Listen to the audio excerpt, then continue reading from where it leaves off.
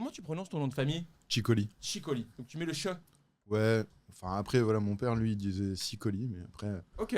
je sais pas, moi, j'aime bien prononcer un peu. Ouais. Ouais, je Je trouve voulais que. pas le, je voulais pas le planter. Après, donc, bon, encore s'il dirait pas pareil, mais après. Ah ouais, c'est corse à la base. Ouais, c'est corse, ouais. Ok. Allez, vas-y, j'y vais.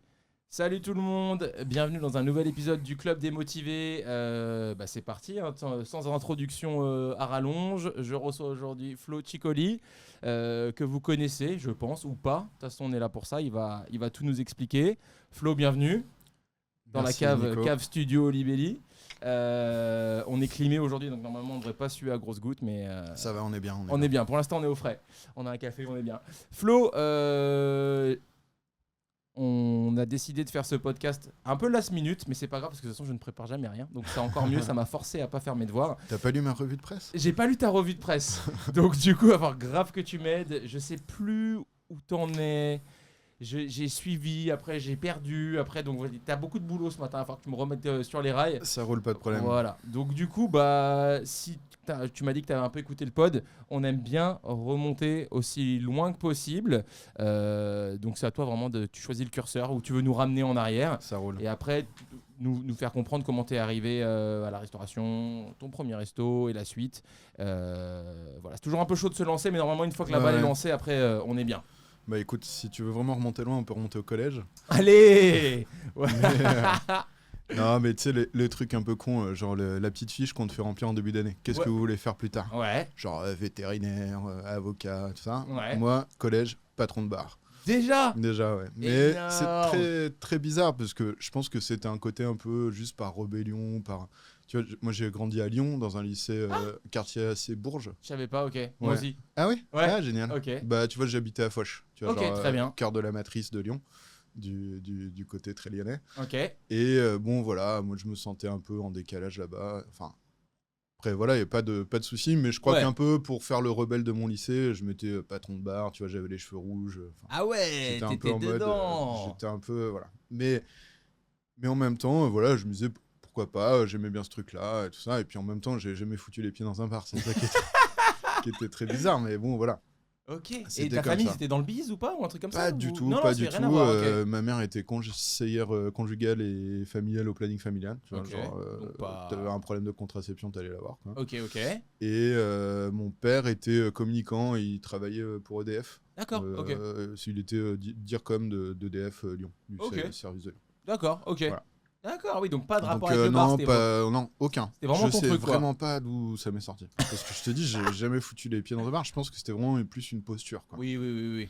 Mais après, c'est marrant parce que quand tu essaies de te rappeler et puis tu revois des gens du collège ou du lycée, on est assez peu à faire ce qu'on avait marqué sur les fiches. Ah ouais. Et moi, je me rappelle de 2 mecs de mon collège et mon lycée. Il y en a un, il avait dit qu'il voulait être commissaire-priseur et aujourd'hui, il est commissaire-priseur. Incroyable.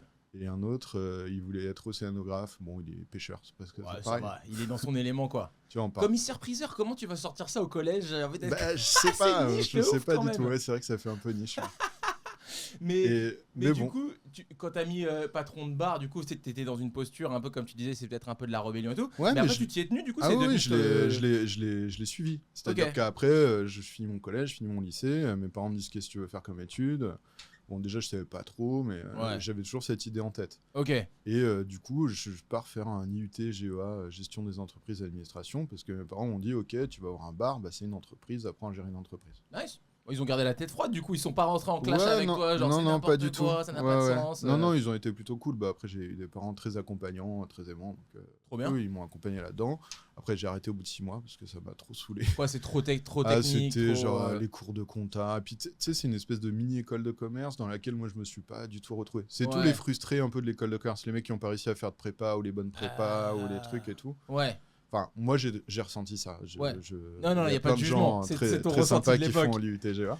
Mais après, du coup, Et- t'étais loin de l'univers du bar. En plus, c'était du coup Ouais, très des cours, ouais, je c'est pense. ça. Ouais. Du coup, bon voilà, cours de compta, cours de fiscalité, cours de un peu de tout quoi, Ouais. anglais, tout ça. Bon, c'est sûrement très formateur pour plein de gens. Mais bon, au bout de 6 mois, j'arrête, ça me saoule, je me dis je vais faire autre chose. Ok. Et voilà. Et là, du coup, je pars vraiment à contre-pied, je vais faire des études de psycho. Ok. Et voilà, après il y a des événements personnels qui font que bon à ce moment-là, je perds ma mère. Du coup, je suis un peu perdu. Je fais 2 ans à Lyon d'études études de psycho. Et après, je dis à mon père, écoute, je pense que j'avais besoin d'air, j'avais besoin de partir de Lyon, j'avais besoin de ça. Je dis, la fac à Paris, elle est vachement mieux, je vais partir à Paris. Bon, ouais, ok. Je m'en vais. Ouais, c'est vrai que Lyon, c'est grand, mais à la fois, c'est pas très grand non c'est plus. petit, Donc, et tu puis, peux avoir un moment où. Ouais. Lyon, je trouve, enfin, je sais pas toi ce que tu as ressenti, je trouve que ça reste quand même une petite ville où les rôles dans lesquels on te met sont très ancrés. C'est dur de se décoller du C'est truc. dur de se décoller de l'image que tu as dès le début ou du truc. Ouais. On parle de gamin, hein, tu Oui, vois, oui, mais, non, c'est sûr. mais on te colle une étiquette à 15 ans et toi, mais peut-être qu'en fait ça fait ça à tout le monde dans sa ville d'origine. Tac d'arrondissement, ouais, je sais, ça peut arriver à Paris aussi. Je sais pas, mais en tout cas, j'ai adoré quand je suis arrivé à Paris justement cette possibilité de se réinventer, d'être qui on veut. Quoi. Ouais, je trouve page blanche. Voilà, et tu peux ressembler à n'importe quoi et faire ce que tu veux. Je trouve qu'à Paris, c'est quand même ce qu'on a de génial, et ce qui fait que moi, je suis encore à Paris, parce que quand on se tape un tunnel de 2 mois de pli comme aujourd'hui, tu vois, des fois, on se dit, je vais aller partir à Marseille comme tout le monde. Ouais. Mais on vous voit. Mais je trouve qu'à Paris, il y a quand même cette capacité, on a tous cette capacité à se réinventer, à faire des choses, et à se dire, demain, j'ouvre un bouclard, je le fais, tu vois. Ouais, toi, toi, tu nous raconteras la suite, mais toi, ouais. Toi, Oui, parce que du coup, on est censé parler restauration, et là, j'ai l'impression de refaire ma séance de psy. Que j'ai pas... Ouais, mais gratos, hein. Moi je veux gratos. rien. Moi ça va. Mais non, mais c'est intéressant parce que tu vois, moi qui connais la suite de l'histoire, je trouve que ça m'explique pas mal de choses sur la suite. Et t'arrives à Paris, t'as quel âge du coup? J'arrive à Paris, j'ai 20 ans, à peu près. Je déteste. J'arrive ça accroche pas au début. Tu vois, j'habite Marx-Dormois. Tous les soirs, j'enjambe un mec qui fume du crack en bas de chez moi. J'ai galéré pour trouver un appart. Je suis en coloc avec un mec que je connais pas, qui au début, on n'a vraiment pas d'atome crochu. Donc après, on va finir par bien s'aimer. Mais c'était dur et tout. Franchement, c'était dur. Rue de l'arrivée. Mais je m'accroche. Je vais à la fac à Saint-Denis. Je prends la ligne 13. Tu vois, pour démarrer ta vie à Paris, prendre la ligne 13, c'est pas ouf. Ouais. Mais bon, voilà, je m'accroche. Mais t'es quand même content. Je suis quand même content. Je commence à bosser dans un bar. Ok, donc ça y est, on se rapproche du... Parce que je rencontre une fille à la fac qui me dit, moi j'ai un boulot dans un bar, je me barre, il cherche un remplaçant, est-ce que ça te dit pas? Je dis, ouais, cool, trop bien. Ouais, ça sera, ouais. Et on y va, et c'est vraiment... c'est le bar rêvé pour un étudiant que j'étais, tu vois. C'est un truc qui a été monté par des étudiants de Sciences Po. Ok. Ils sont 6, il y en a un qui habite tout dessus du bar. Il y a le bar à vendre en bas de chez lui. Il dit à ses copains, ça vous dit pas, on l'achète. Ils l'ont acheté 100 000 francs, je crois, un truc comme ça. On est en francs encore. On parle en francs, ouais. Ok. Ouais, j'ai pas l'air comme ça, mais je suis en ancien franc. En ancien franc. Ils l'ont acheté de 100 millions. 10 sacs. J'ai jamais su faire les conversions, les gens qui parlent en sacs, en briques, Ouais. Allez, pour 100 briques. Et du coup, ça devient à la fois un bar de quartier, parce que c'est calé entre les Abbesses et la place du Tertre. Okay. Vraiment, rue Gabriel, une petite rue, ça s'appelle Le Rendez-vous des Amis, ça porte hyper bien son nom, c'est un tout petit bar de quartier, pas cher du tout. Ok, j'en mets. Et en fait, du coup, la clientèle, c'est à la fois des étudiants de Sciences Po qui viennent, à la fois des gens du quartier et les portraitistes de la place du Tertre. Ouais, donc. Mais pas les officiels, ceux où quand la police arrive, ils partent en courant. Les gars qui... et du coup, bon... Je savais pas qu'il y avait des officiels et des officieux. Ah ouais, c'est hyper cadré. En fait, si tu veux faire du dessin sur la place du Tertre et faire des caricatures, il te faut une carte de la mairie de Paris et chacun a un stand et tout ça. Et du coup, tu as aussi les mecs qui essayent de se faire un peu de sous à côté et tout. Parce que, bon, voilà. Après, je sais pas si tu y es déjà allé, c'est un cirque quand même. Ça fait un bail, je t'avoue. Ouais. Je fais une pause technique si tu veux tirer un peu le micro vers toi. Tu sais, il te reste un petit peu, il doit te rester 1 centimètre au bord de la table. Là, ok. Voilà, ça nickel, on sera encore un peu plus. Ok. Donc ça, c'est. Voilà, et là, c'est ta première expérience en bar. Ça, c'est ma première expérience en bar. Et je continue parallèlement mes études. Et puis au bout d'un moment, je me dis en fait, c'est le bar que j'aime bien. Quoi. Ouais. C'est le bar que j'aime bien. Pourquoi tu continues les études? Voilà, donc en fait, ça fait un moment qu'avec d'autres serveurs du bar, on se dit non, et chacun faisait un truc différent, tu vois. Il y en a un qui était manager de groupe de musique, il y en a un qui était régisseur dans le cinéma, il y en a un c'était juste un client et tout, et on discute et puis on se dit putain, en fait on veut faire ça quoi. Ouais. Et donc là on va voir nos patrons, on leur dit on a envie d'ouvrir un bar, et on est 4 serveurs, tu vois, 4 à se barrer d'un coup quoi. Et plutôt que de se dire putain on perd tous nos serveurs, ils disent mais génial, banco les mecs, trop bien, j'adore. Et on va vous aider. Donc ils avaient pas de thune, donc ils n'ont pas filé de la thune, mais ils sont portés garants pour nous auprès de la banque. Ils nous ont aidés à faire plein de choses, et puis surtout ils nous ont désacralisé ce truc là, se dire vous avez envie de le faire, faites-le. Vous pouvez le faire, ouais, faites-le. Nous, on l'a fait tout en continuant nos études à Sciences Po. Et tu vois, aujourd'hui, il y en a plus un qui est... Si, il y en a un qui est encore dans ce milieu-là, qui a des restos à 7. Mais les autres, ils sont...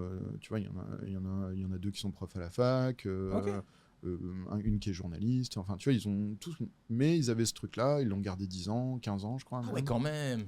Et j'adore qu'il l'ait pas mal pris, tu sais. Enfin, je trouve que c'est toujours dommage que les trucs, moi, tu vois. Ça a vraiment, forgé mon expérience d'après. C'est-à-dire que ce qu'ils m'ont transmis là, moi, j'ai essayé de le retransmettre tout le temps. Quand quelqu'un t'a dit je m'en vais, t'es pas devenu un con. Exactement. Comme et tu vois, et en 20 ans de métier, je peux te dire que maintenant j'ai 20 ans de boutique. C'est classe.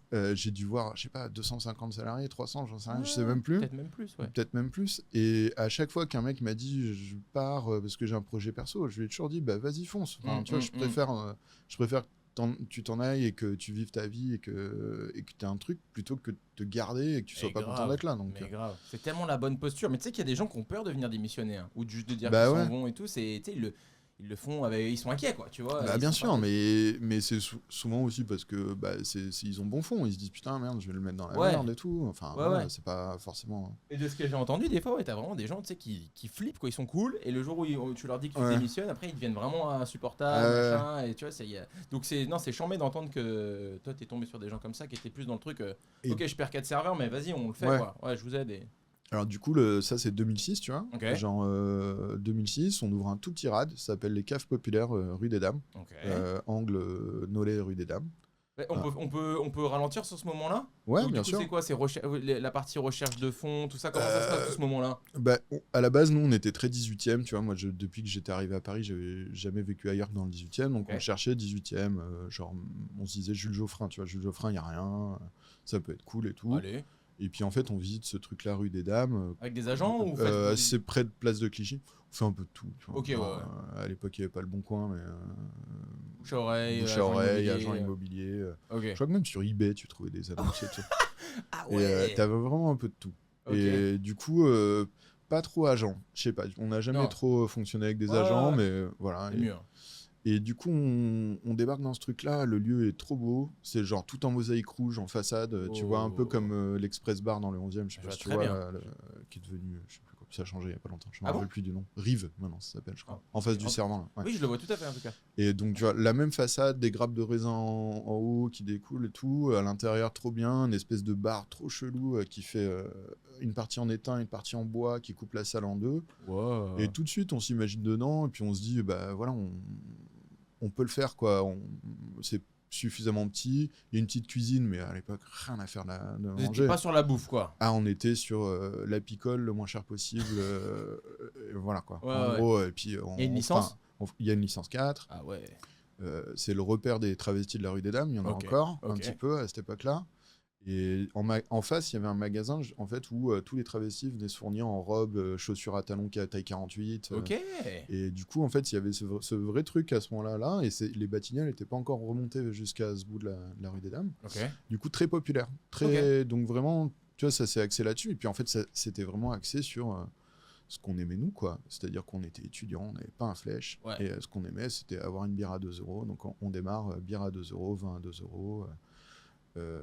On n'était pas sur la quali, tu vois, mais on était sur ce qu'on était nous à l'époque. Oui, non, bien sûr, c'est cohérent avec cette période de ta vie. C'est toujours, moi, ce que je cherche à faire, c'est de faire des lieux qui te ressemblent au moment où t'es. Et on évolue. Ça veut dire qu'on n'a pas envie de la même chose à 20 ans, 25, 30, 35, 40. Exactement.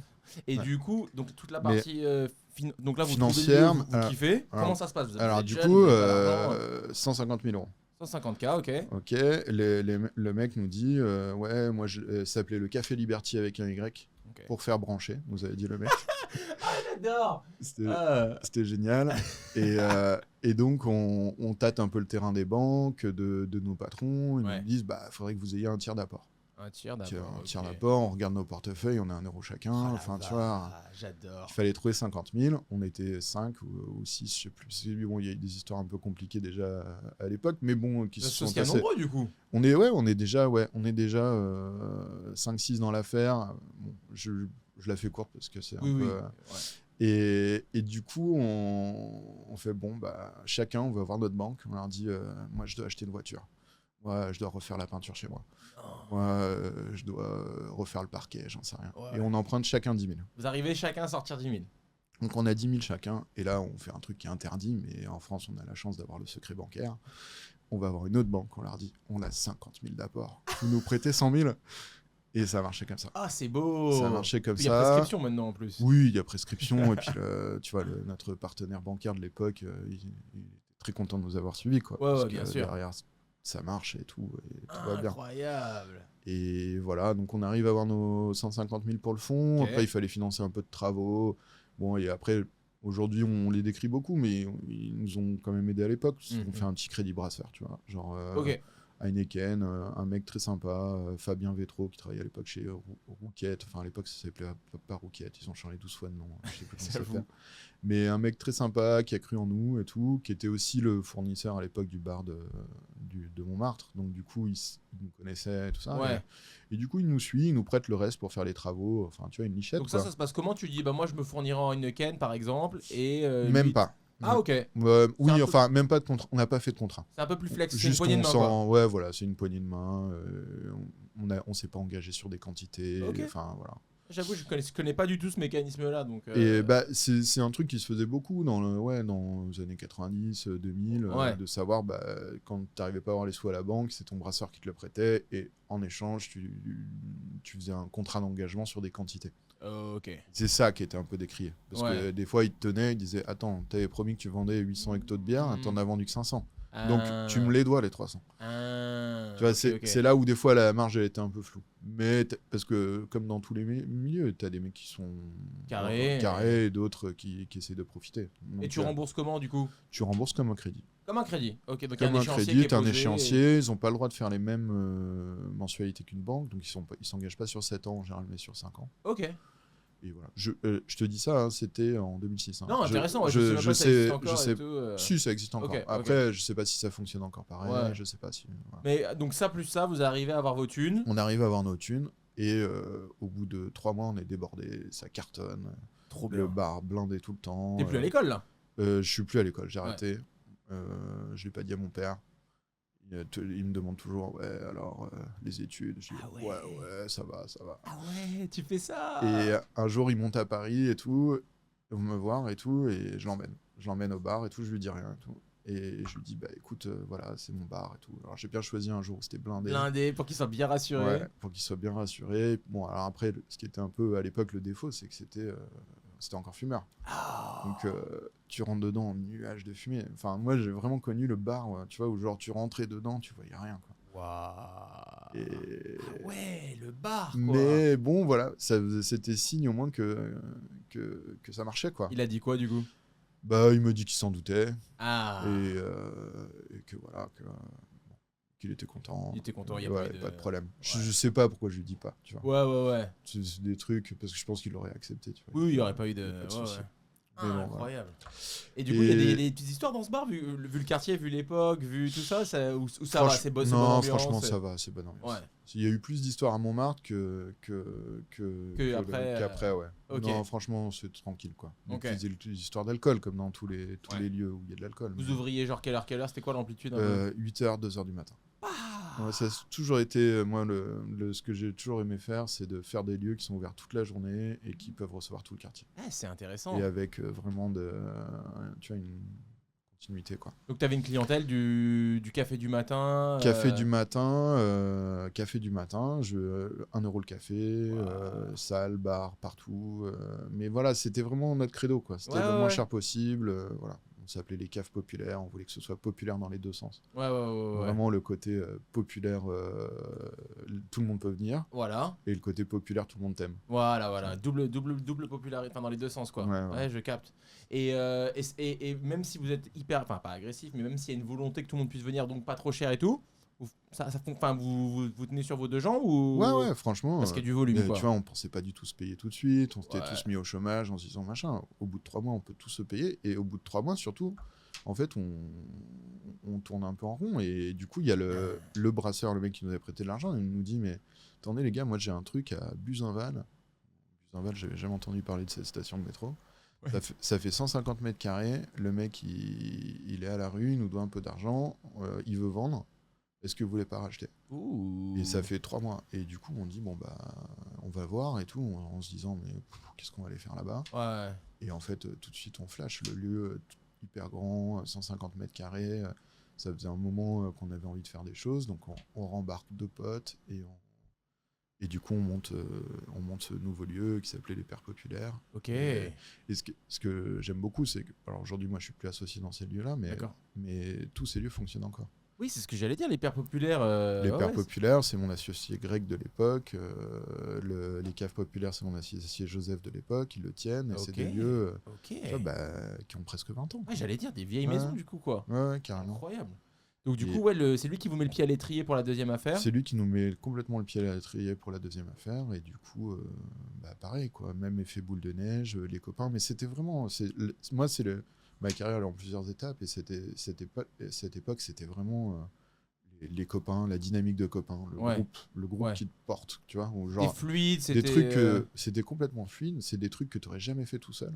Et juste, tu as l'effet de masse, l'effet de copain et tout qui fait que tu te sens 2 fois plus fort, 10 fois plus fort. Des trucs impossibles paraissent d'un coup, ça se fait complètement, du coup, ouais. Mais du coup, là, en écoutant ça, on peut se dire, waouh, ça a l'air trop cool, ça a l'air fun, les copains, le bar et tout. Mais tu mets des heures quand même. Enfin, je veux dire, tu travailles comme un taré, non ? Oui, mais à aucun moment j'ai l'impression d'aller au travail. Ok. Je me lève le matin, je vais retrouver mes potes, tu vois. Ouais. On se vanne toute la journée, on fait des trucs, on joue au barman en fait. Ouais. Tu vois, c'est même pas on a un travail, c'est en fait on se donne un rôle et on joue au barman. On n'a jamais servi une bière de notre vie 2 ans avant et là on se met à faire des cafés. Au Père Pop, il y a une cuisine, on dit bon, on va faire à manger. Enfin, tu vois, c'est jamais de réflexion. Ouais, c'est vraiment. j'essaie de. Alors, je dis jamais de réflexion. On a les débats à 6, tu vois, genre, oui, il faudrait faire ça, telle cuillère comme ça, le canapé, on le met là. Enfin, tu vois. Ouais. Mais c'est du jeu. C'est pas stressant, quoi. C'est pas du tout, à aucun moment. Vous n'êtes pas des businessmen, vous n'êtes pas là pour. Non. On est là pour prendre du bon temps avec les corps. Créer un lieu que vous kiffez. Complètement. Pouvoir faire venir les potes. Et en fait, toute cette partie-là de mon truc, enfin, ça se passe vraiment comme ça, dans un côté vraiment innocent. On fait des trucs comme on les aime et comme on voudrait. En fait, on crée des lieux comme on voudrait les retrouver. Ouais, c'est ça. Et tu crois que c'était seulement possible parce que l'époque était comme ça ou c'est. Est-ce que tu crois que. Parce que nous, on était comme ça. Ouais, vous étiez comme ça. Quand t'as 20 ans, t'es insouciant, t'as un côté. Et oui, l'époque était un peu plus comme ça. Je pense qu'aujourd'hui, faire ce qu'on a fait, c'est plus difficile. Déjà, faire un bar où tu manges pas. Aujourd'hui, la food, elle a pris quand même beaucoup d'importance. Et n'importe quel bar, les gens, ils font un peu attention aux assiettes, à ce qu'on t'amène, à la qualité des trucs. Un rad pour juste boire un coup. Manger 3 cacahuètes, une planche de charcuterie et du fromage. Moins. Il y en a de moins en moins. Ou pas ? On n'avait pas de flipper, on a eu un baby-foot à un moment. Mais pas de flipper. Toi, t'en as eu un. On a eu un flipper, nous. Ouais, je me rappelle au fond du petit. Très fun. Bruyant, du coup, dans un resto, pas du tout. Dur. Adapté, mais je le regrette encore. Peut-être trouver une place ici au studio. Ouais, c'est ça. Ok, chambé. Donc, de façon assez fluide, du coup, on vous tend une deuxième affaire. Exactement. Et vous la financez comment, cette deuxième affaire ? Pareil. Mais c'était rien, on l'a acheté 80 000 euros. Ouais. Tu vois, un truc de 150 mètres carrés. Ah la vache. Loyer tout petit à l'époque. Bon endroit, bon moment. Par contre, on arrive, on descend à la cave, on voit la conduite d'évacuation de tout le restaurant. Plonge, toilette et tout, un trou comme ça. Et 50 cm de diamètre ? Non, 50 cm de caca à la cave. Wow. Genre à évacuer, et puis on n'a pas une pompe, tu vois, on l'a évacué à la litière pour chat. Mais non. On allait au Franprix à côté, on balançait la litière pour chat et on à la pelle, on remplissait des sacs à gravade. Non, mais c'est horrible. Et voilà, donc mais c'était vraiment, tu vois, c'est pas grave, on a passé 5 mois à faire les travaux nous-mêmes, très mal. Très mal, genre on faisait n'importe quoi, hein, pas du tout organisé, on a pété le faux plafond en s'accrochant dessus. Enfin, vraiment, mais des conneries de gamins, quoi. Mais en parallèle, vous faites tourner aussi les caves populaires. Les caves pop, ouais, ça tourne toujours. En fait, on a toujours eu à chaque fois des associés qui nous ont dit, très content que vous développiez, machin, mais nous, ce qu'on aime, c'est le quotidien. Donc, nous, on reste là. Et donc, on a Jean et Joseph, ont continué à s'occuper des caves pop pendant que nous, on faisait nos délires de... c'est chiant, mais donc t'as un noyau dur qui reste et t'as un petit noyau qui se détache et qui va faire le prochain projet. Ouais, exactement. Donc t'es en confiance, t'es cool. Ouais, complètement. Okay. Et à chaque fois, en fait, c'est des rencontres, des gens, et puis vraiment les gens avec qui on bosse, qui nous disent c'est génial ce que vous faites, et du coup de fil en aiguille en fait on ouvre d'autres trucs. C'est un côté un peu on dirait comme une toile un peu qui se tisse avec c'est ça, mais très bordélique. Mais bordélique, mais oui, c'est un peu ça. Et du coup, en fait, par contre, les Pères Populaires, là, ça faisait 150 mètres carrés. On s'est dit, on va jamais le remplir comme ça. C'est grand, 150, hein. C'est grand, et puis en fait, le problème, plus ton lieu est grand, même si tu as 20 personnes dedans, dans un petit lieu comme les caves pop, tu dis, c'est plein. Dans un grand lieu de 150 mètres carrés, tu dis, il n'y a personne dans ce truc, c'est nul. Mort, ce rad. Et donc, du coup, on se dit, faut remplir. Donc, du coup, on fait concert. 3 fois par semaine. Genre, il y avait une petite scène au fond où le mec d'avant faisait une sorte de comédie club qui marchait pas du tout. Okay. Et du coup, on fait 3 concerts par semaine, entrée gratuite. Un bordel innommable. Mais on acceptait n'importe quoi. Hein. On avait un truc, ça s'appelait les turbulences énergétiques. 40 mecs qui débarquaient et qui faisaient tous un show. Il y en a un qui faisait des boules de feu, mais tu vois, genre fluorescentes. Un autre qui faisait de l'aquarelle, qui peignait tous les artistes sur le côté, des chanteurs, des machins et tout. Mais pour nous, à l'époque, tout était bon à prendre. Et en fait, assez rapidement, on s'est aperçu qu'on n'avait pas besoin de ça. Le bar il était rempli tout le temps. Toujours sans bouffe ? Toujours. Là, c'est une de nos premières rencontres qui fait que ça va nous amener vers la bouffe. C'est un ancien client du Rendez-vous des Amis du 18e qui nous dit moi, je me suis reconverti, je viens de passer mon CAP cuisine. Le milieu tradi de la resto ne m'attire pas trop. Est-ce que ça vous dit que je monte une petite cantine avec vous ? Et du coup, il nous l'avait proposé déjà à l'époque du premier, des caves. Et du coup, à l'époque, nous, on s'est dit non, la cuisine, on l'a détruit et on pourra accueillir plus de gens. Mais par contre, au Père Pop, il y avait cette grande cuisine. Et donc, on s'est dit, allez, on le rappelle. On le rappelle et tout. Et il nous monte sa cantine. Il nous monte une cantine. Entrée, plat, dessert, 14 €. Lui il sortait de Ferrandi, populaire quoi. Ouais, hyper populaire, et lui il sortait de Ferrandi, donc il avait trop envie de, tu vois, genre de faire de tester tout ce qu'il avait appris quoi. Et ça s'est super bien passé, les gens ont adoré, nous on a appris à commencer, enfin tu vois, c'est lui qui m'a fait manger les premiers choux de Bruxelles de ma vie, enfin moi j'étais encore très très étudiant dans cette approche là quoi. Et je mangeais des pâtes au beurre à la maison le soir en rentrant. Y a pas de... Où j'ai attrapé à l'épicerie de nuit un petit cordon bleu surgelé que je venais me chauffer. Ça me parle. Donc voilà, et du coup, il nous éduque complètement à ça. On apprend à faire du service, on apprend... c'est pas le même taf du coup, toujours, on peut servir des coups à boire. Complètement. Ça reste quand même bien à l'arrache.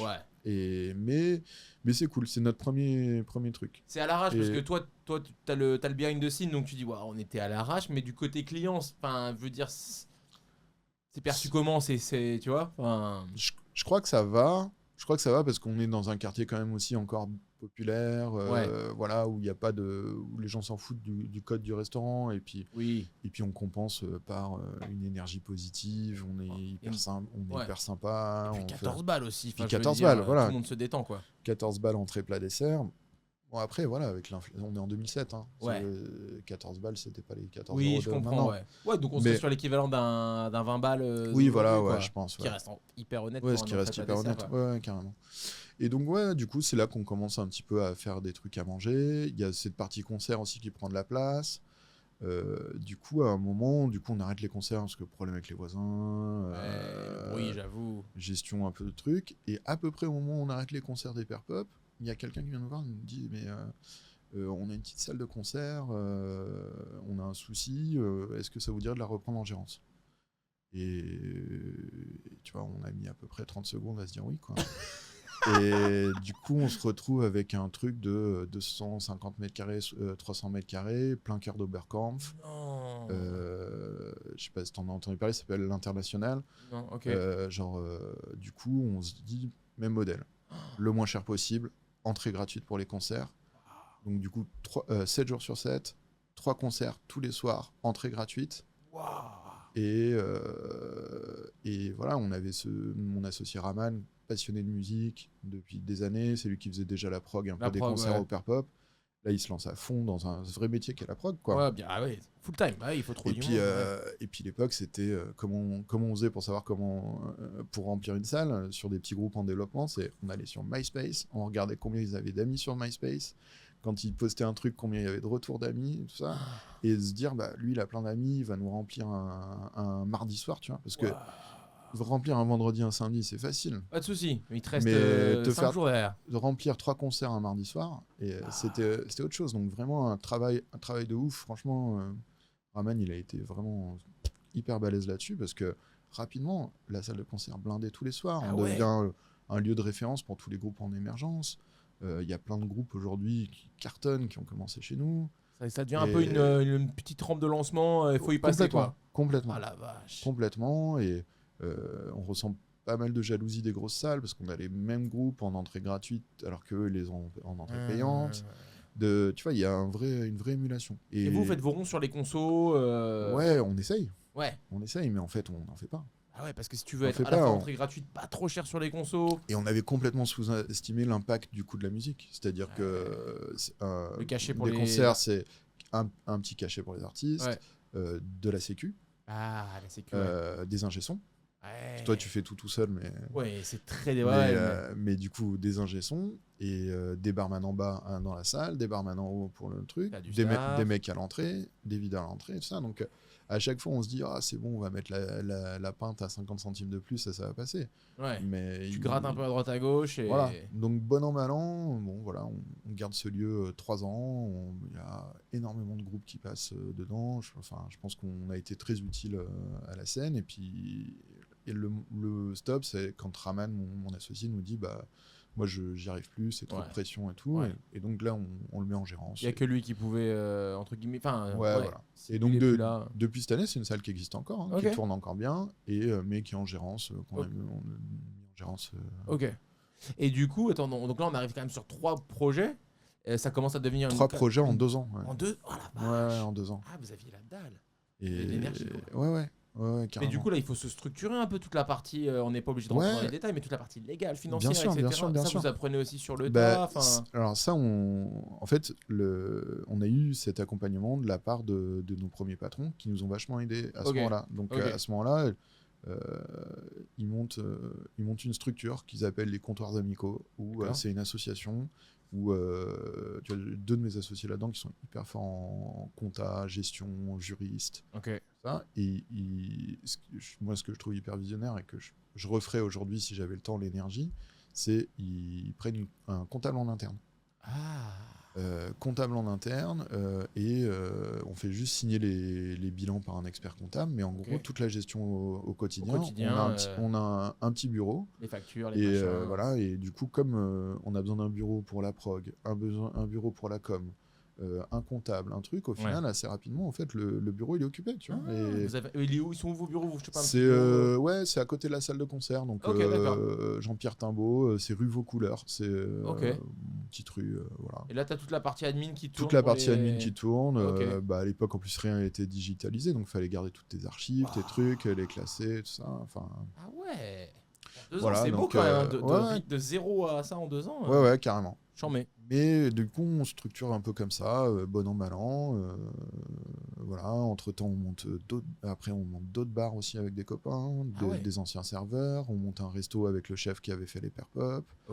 En gros, en 10 ans, on a dû faire une dizaine d'affaires. J'allais dire, on peut pas s'arrêter sur tous les projets du coup, parce que vous avez été hyper prolifique, quoi. Ouais, ça a été une époque vraiment vraiment l'effet boule de neige de la bande de copains. Vous laissiez entre guillemets emmener par, pas surtout, j'imagine, mais pas ce qui se passait, et puis on avait la chance d'avoir des gens qui nous faisaient confiance, et que ce soit d'un point de vue financier ou même des gens avec qui on a envie d'ouvrir des choses. Donc franchement. Et t'en as un bon. Ça veut dire, il n'y a pas un moment où ça devient too much, il n'y a pas un moment où ça devient stressant, il n'y a pas un moment où... mais après en 2016, tu vois, donc déjà 10 ans après. 10 ans, c'est beaucoup déjà. C'est beaucoup. Là, on s'est séparés, mais justement, on a réussi à le faire avant que ça se passe mal. Voilà, il y a des affaires qui ont moins bien marché que d'autres, il y a des affaires qui ont mieux marché que d'autres.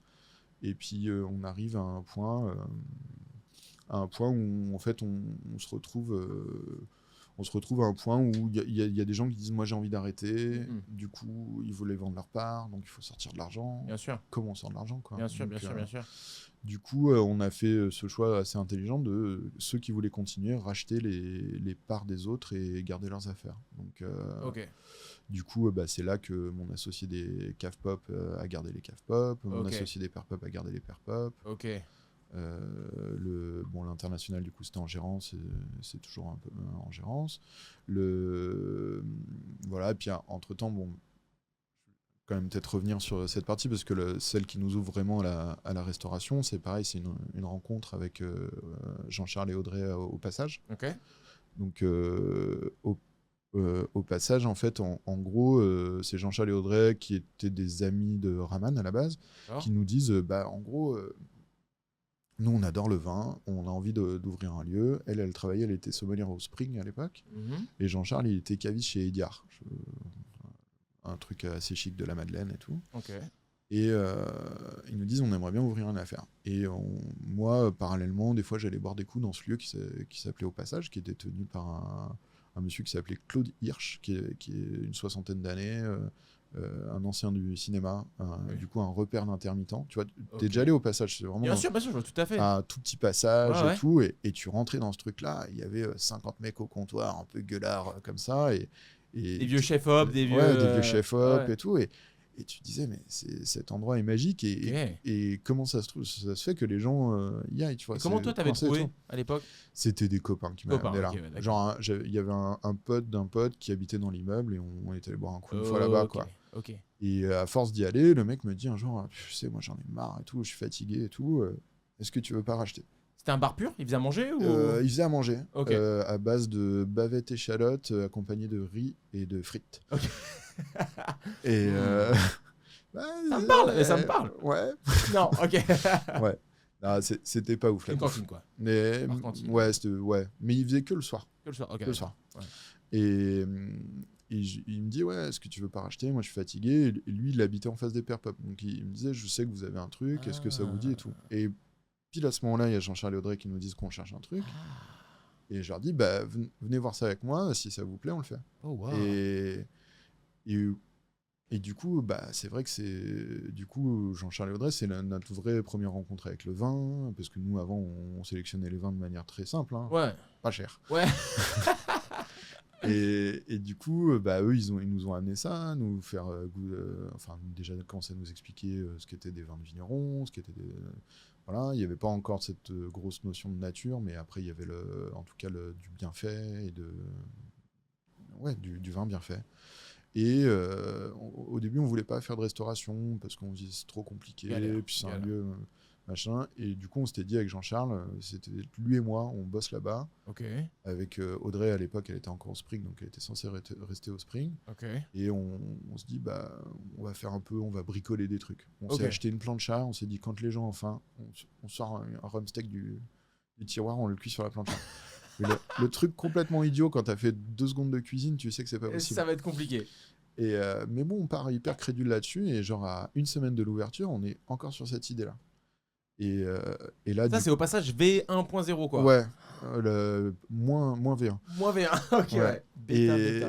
Et Audrey, elle arrêtait pas de nous dire mais vous êtes sûr ça, parce qu'elle était déjà beaucoup plus dans la restauration, tu vois. Le Spring, c'était déjà un vrai un resto et tout. Elle avait connu le petit Spring, le grand Spring et tout, donc et elle nous dit ça me paraît un peu léger votre truc et tout, vous voulez pas, il y a un petit jeune australien là, il part du Spring, il sait pas trop quoi faire, tu voulais pas lui faire un essai? Avec Jean-Charles, il dit elle nous saoule, mais bon, il y a un moment, il faut bien il faut faire des concessions, quoi. Voilà, donc du coup on prend le petit australien, et du coup c'était James Henry. J'avais fait la... Et du coup, il nous fait une petite soirée là, genre où il fait 3 tapas et tout, genre un peu en testing, quoi. Et là, à la première bouchée, on s'est dit, c'est bon, on change le modèle. Et c'est trop bon ce qu'il fait et tout ça. Et donc du coup, on discute avec lui.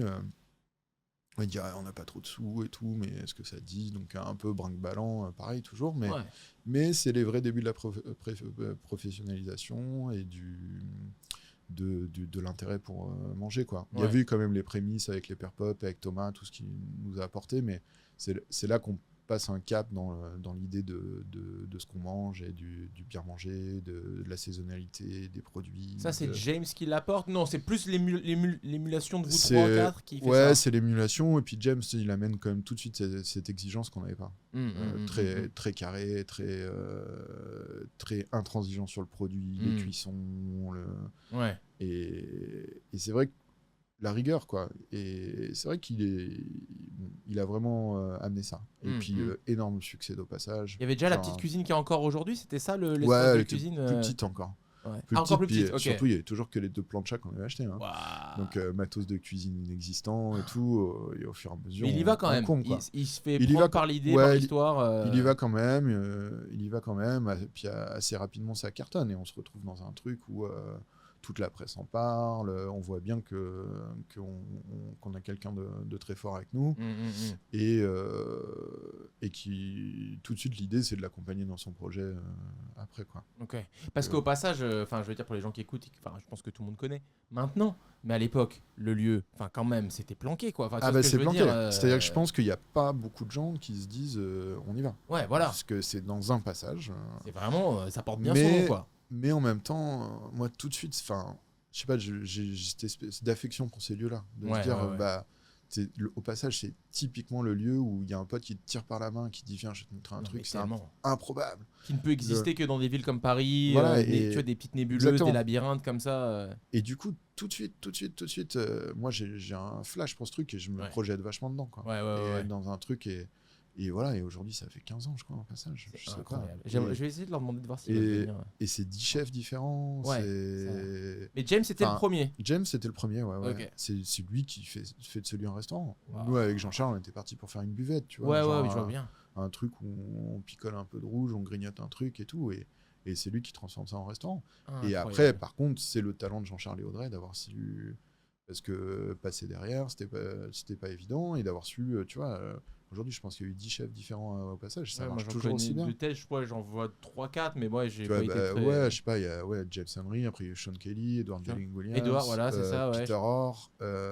Oui, c'est vrai que Peter, il est passé aussi. Pour l'instant, je les connais tous. Il y avait eu David Kalesnichnech, je ne me rappelle même plus de son nom de famille, un Suédois, Dave Harrison. Après, il y a eu Dan Vren récemment. Après j'ai perdu un peu le fil, mais... J'ai envie de dire, une fois que tu as posé cette espèce de base, après ça attire les bons cuisiniers aussi, tu vois bien ce que sûr, je veux dire. Mais je pense, mais ça a été une vraie force parce que franchement, Jean-Charles et Audrey, j'ai beaucoup de respect pour eux parce que c'est des gens c'est des gros travailleurs. Ils sont là tous les jours depuis 15 ans. Dans une certaine discrétion aussi. Dans une certaine discrétion, tout ça. Taf et voilà, et effectivement, ils ont su pérenniser cette affaire et faire de cette affaire une référence pour les gens, pour les clients et aussi pour les chefs. C'est-à-dire que les chefs voient ça aussi, je pense, comme un tremplin, quoi. Bien sûr. C'est une sorte de... Ça fait partie de ces restos où si tu y es passé, ça compte, quoi. Ouais, carrément. Ouais. Ok. Carrément. Incroyable. Et voilà. Je savais pas que tu me l'avais peut-être déjà raconté, mais j'avais oublié que tu étais sur ce projet aussi. Ouais, au tout début. Et puis après, voilà, en 2016, on fait la séparation, quoi. Et voilà. 2016, donc année assez charnière, si je t'écoute. C'est ça. C'est vraiment... en fait, tout a changé un petit peu pour moi. Donc, de ce groupe de copains, 2016, donc entre-temps, on fait Bones aussi. Donc voilà, donc tu peux raconter vite fait, Bones, comment ça se passe James, on voit clairement son talent, on voit qu'il se fait draguer. Enfin, tu vois, il y avait des gens, clairement, ils allaient à la porte de la cuisine et ils disaient... J'entendais « How much are they paying you ?» Et ils sont en train de le... Et genre, mais devant toi, tu vois. draguer dans ce sens-là, tu parles. Ok, moi je pensais draguer dans le sens aussi. Et donc, on se dit, bon, bah voilà, ce serait bien de faire un truc à lui, avec lui et tout. Donc, rapidement, l'idée d'un resto ensemble se dégage au bout d'un an. Avec différentes phases, mais en gros, on s'associe avec lui et Pierre de Rien. Je sais pas si tu vois, sommelier de Bones à l'époque. Puis après, Pierre, j'ai jamais connu son nom de famille, mais Pierre, oui, je vois très bien. Qui était après au Clown Bar longtemps, Baratin. Très bien. Donc, on s'associe notre groupe et eux deux. D'accord. Pareil, gros carton. Comment vous trouvez le Bones de l'époque? Le lieu pareil, un peu un hasard, le Bon Coin, je crois, un truc comme ça. Je tombe dessus, vieux pub irlandais. Il est ouf celui-là. Tenu par un mec qui s'appelle Arthur, qui vit encore dans la rue, qui l'a tenu 33 ans. Donc le bail qui m'a présenté pour acheter le truc, il avait 33 ans. Donc il était dactylographié. Le loyer, il avait 33 ans. Oh la vache. Ça, c'était pas mal. Ouais. On démarre, le loyer était à 860 €. Pour 100 mètres carrés dans le 11e à Paris, ça paraît improbable. Et Arthur, il va arrêter du coup. Et Arthur, il va arrêter. Par contre, c'est le premier jour, il le met en vente. Et vous êtes là le premier jour. On est là le premier jour et il fait 80 000 de chiffre et il en veut 220. Vrai décalage. Ouais. Mais en même temps, il y avait une petite urgence pour nous à ce moment-là. Et on savait qu'on avait les banques qui nous suivaient. Et du coup, on va visiter avec James. James, il me regarde, il me dit OK. C'est bien. Et du coup, je regarde Arthur et je lui dis bon, bah OK. Wow. J'ai rien négocié. Oh la vache. Et du coup, ça s'est fait en 2 jours. Ouais. Incroyable. Arthur, il a dû être là. Ouais, il est trop content. Mais le pire, c'est qu'il était pas content parce que après, il nous a négocié son stock de vin dégueu qu'on voulait pas et tout, en disant ah ben non, j'avais jamais dit qu'il y avait le stock avec et tout, mais on va le jeter ton stock donc de toute façon et tout. Et je pense parce qu'en fait, comme c'était le premier jour, sa première visite, il s'est dit je me suis pas trompé sur le prix, tu vois. Ouais. Nous, on savait que notre offre elle était trop, tu vois. Enfin. Mais vous étiez pressé, il fallait que ça se fasse, tu vois. Et vous pouviez entre guillemets vous le permettre, donc. Voilà. Et du coup. Mais du coup, c'était marrant. Voilà, et du coup, beaucoup de travaux pour passer de pub à ce que Bones était Pas mal de travaux, mais toujours de manière un peu anarchique, parce que nous, on avait envie en fait que James se l'approprie, que nous, on se l'approprie. Et donc, pour nous, c'était évident qu'il fallait essayer de faire un peu les trucs par nous-mêmes. Donc, on grattait un peu les murs, le truc, machin. Et bon. Il avait de la gueule, enfin ça a toujours de la gueule, mais et bon, bien sûr, on avait des gens pour nous aider sur des trucs qu'on savait pas faire, mais ça a été assez long les travaux et assez fastidieux parce qu'on n'arrivait pas à trouver le truc. Et puis, en fait, après, on est arrivé à ce truc qu'on a complètement désarrêté, et c'est là que le nom de Bones est arrivé. Parce que vous êtes retourné aux eaux du. Ouais, exactement. Voilà. Et du coup, tu vois, il y a ce lieu quand même assez particulier avec du béton, de la brique. Il y a même un faux marbre peint qu'on a récupéré. Il y avait les vieux lampadaires de la rue de la Roquette. Vous avez gratté. On a gratté. Et en fait, voilà, alors on avait de la chance que le brut soit plutôt à la mode plutôt que le bien lisse, parce qu'on n'aurait pas su faire du bien lisse. Très bien ça. Mais voilà, c'est quoi l'histoire du lavabo ? Je profite de t'avoir juste pour moi là. C'est quoi l'histoire du lavabo à l'étage ? Le lavabo à l'étage, je cherchais un lavabo un peu ancien qui fasse joli. Des heures et des heures sur le Bon Coin. Il est beau. Hein. Et je tombe sur un truc où le mec il vend des lavabos bidets baignoires. Et le mec, je lui dis je veux que le lavabo. Il me dit non. Tu prends tout. Tu prends tout, tu prends rien. Je me suis retrouvé à me trimballer une baignoire du 19e siècle qui faisait 8 mètres. Enfin pas 8 mètres, mais 3 mètres. Je vois bien l'image, ouais. Et pour aller la mettre à la décharge, parce que qu'est-ce que j'allais en faire et bien tout. Sûr. Mais voilà. Ça valait le coup. Ouais, ça valait le coup. Il est beau. C'est le truc le plus photographié de l'histoire de Bones Jones depuis. C'est pas les plats. Hein, mais c'est vrai que tu montes ces quelques marches, t'arrives là-haut, t'es là. Incroyable. Ouais, un petit côté un peu. Complètement chelou, quoi. Ouais, très sympa. L'idée, c'était d'essayer de provoquer une sorte de surprise, tu vois, quand les gens montent et tout. Ça marche grave. Et donc ça, vous lancez Bones en quelle année du coup ? 2013. 2013. Ok, je raccroche les wagons là, ok. Ça dure 2-3 ans. Comment ça se passe l'ouverture Parce que là, on est sur un resto attendu du coup. Ouais, un resto attendu. Ouais, voilà, c'est peut-être la première fois que tu as un resto qui est aussi attendu. Ah bah complètement. Ouais, voilà, c'est ça. Complètement. Parce que au passage, c'était la surprise, effectivement, le gros carton tout de suite. Mais du coup, derrière, c'est la première fois qu'on a une vraie attente. La presse, les clients, tous les jours les gens qui passent, alors ça ouvre quand, toi t'es là avec ta truelle et tout. Je me rappelle parce que 2013, moi ça y est, nous on est rentrés, on est en train de faire notre projet aussi. On ouvre octobre 2013, donc on est quasiment. Et je me rappelle rien sur la vitrine. J'avais kiffé. J'ai même pas écrit Bones, je crois. Au début, je ne crois pas. Il y a quasiment rien, non, à la vitrine. Et on a fini par faire un bandeau Bones quand même. Ouais. Parce que moi, quand j'ai retransformé l'endroit en Jones. Voilà. j'ai juste changé le B en J. T'as fait cette boîte lumineuse qui est très charmée. Mais enfin, je veux dire, c'était épuré. Mais au début, il y avait rien. Ouais, non, c'était vraiment genre. En bois. Voilà, exactement. Et c'est tout, quoi. Ouais.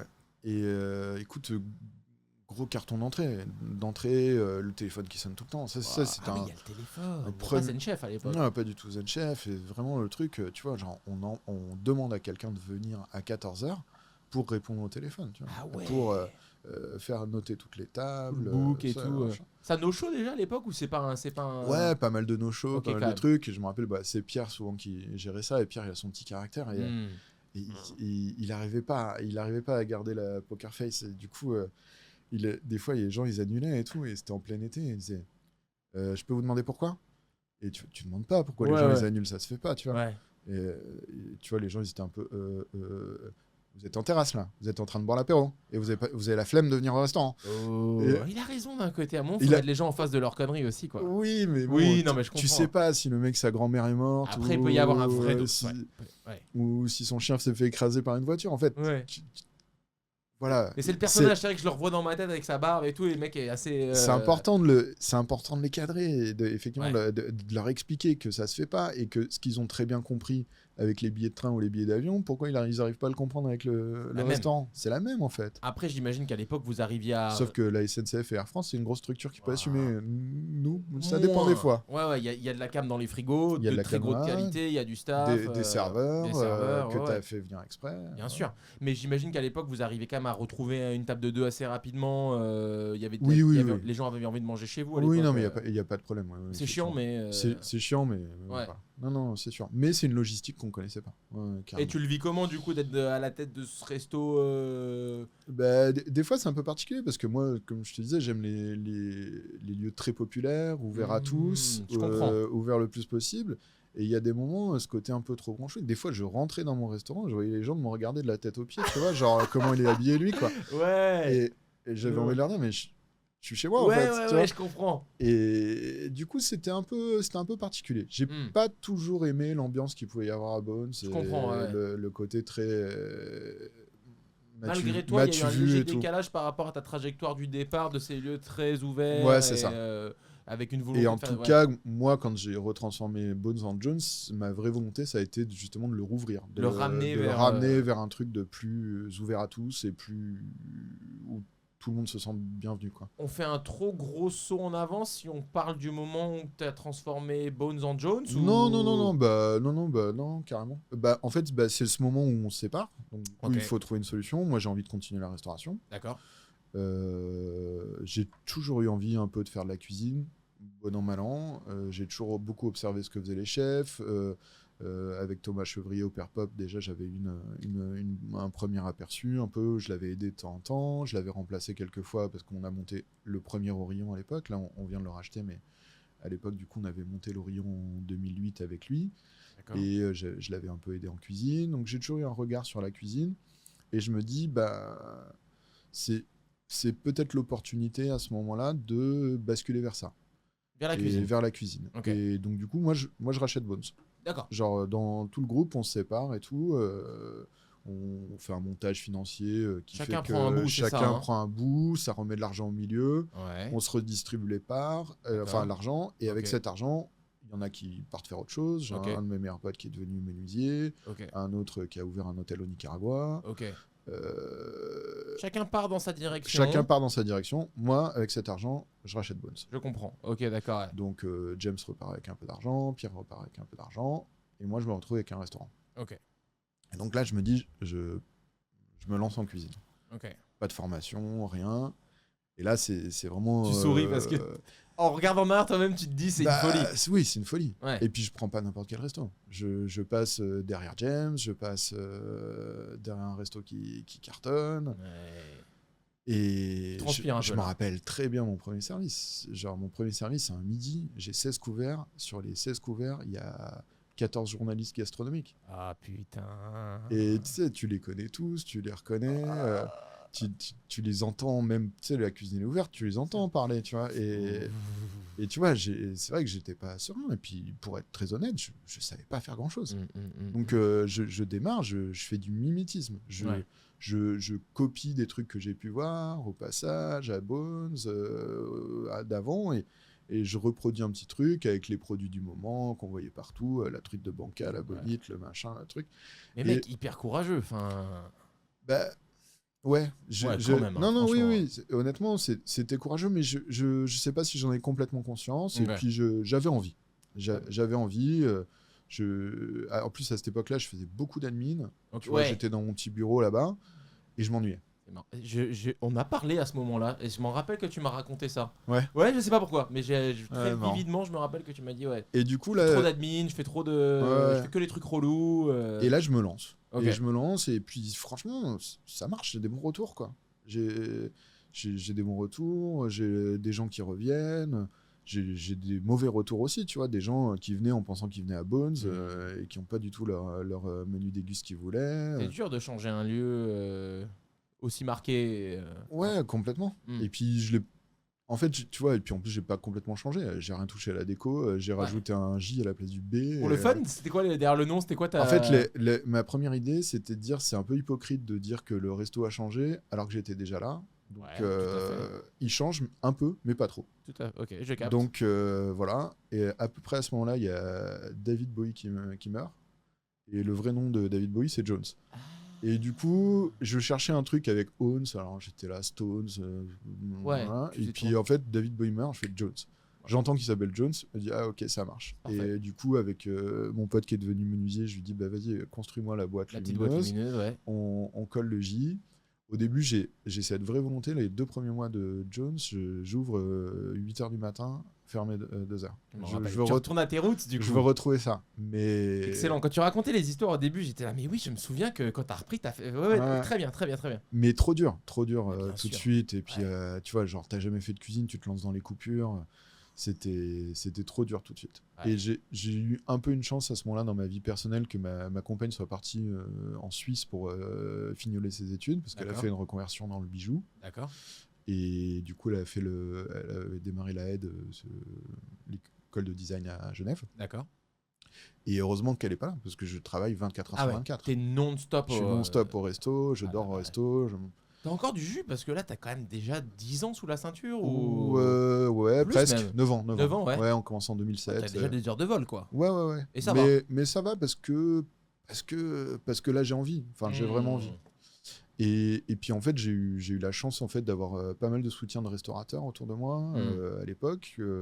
Le Romain Tichenko de la Cave à Michel qui venait tout le temps, qui m'a aidé, qui a fait un pop-up avec moi. Taku aussi, il venait souvent.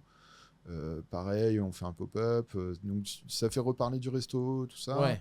Je me rappelle envoyer des textos en scred à Tatiana du Servant en lui disant vas-y, comment on cuit une tête de veau et tout. J'avais acheté une tête de veau, je savais pas quoi en faire et tout.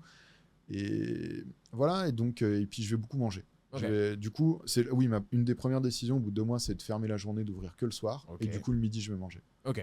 Le midi, je vais et tu t'inspires tout le temps au Servant. C'était ma table préférée. Je prenais toute la carte des entrées. Comme ça, je goûtais le plus de trucs possible, tu vois. Ouais. Et toute la carte des entrées, j'allais à Clamato. Enfin, tout ce qui était ouvert le midi, que je pouvais goûter, je goûtais. Et puis, je me suis construit. Et puis, pareil, comme toujours et comme pendant mon parcours, c'est des rencontres. Tu vois, Jean-Charles et Audrey qui m'ont ouvert au vin, James qui m'a ouvert à la cuisine, Thomas aussi avant. Et puis là, en fait, j'arrive à me nourrir de mes seconds aussi.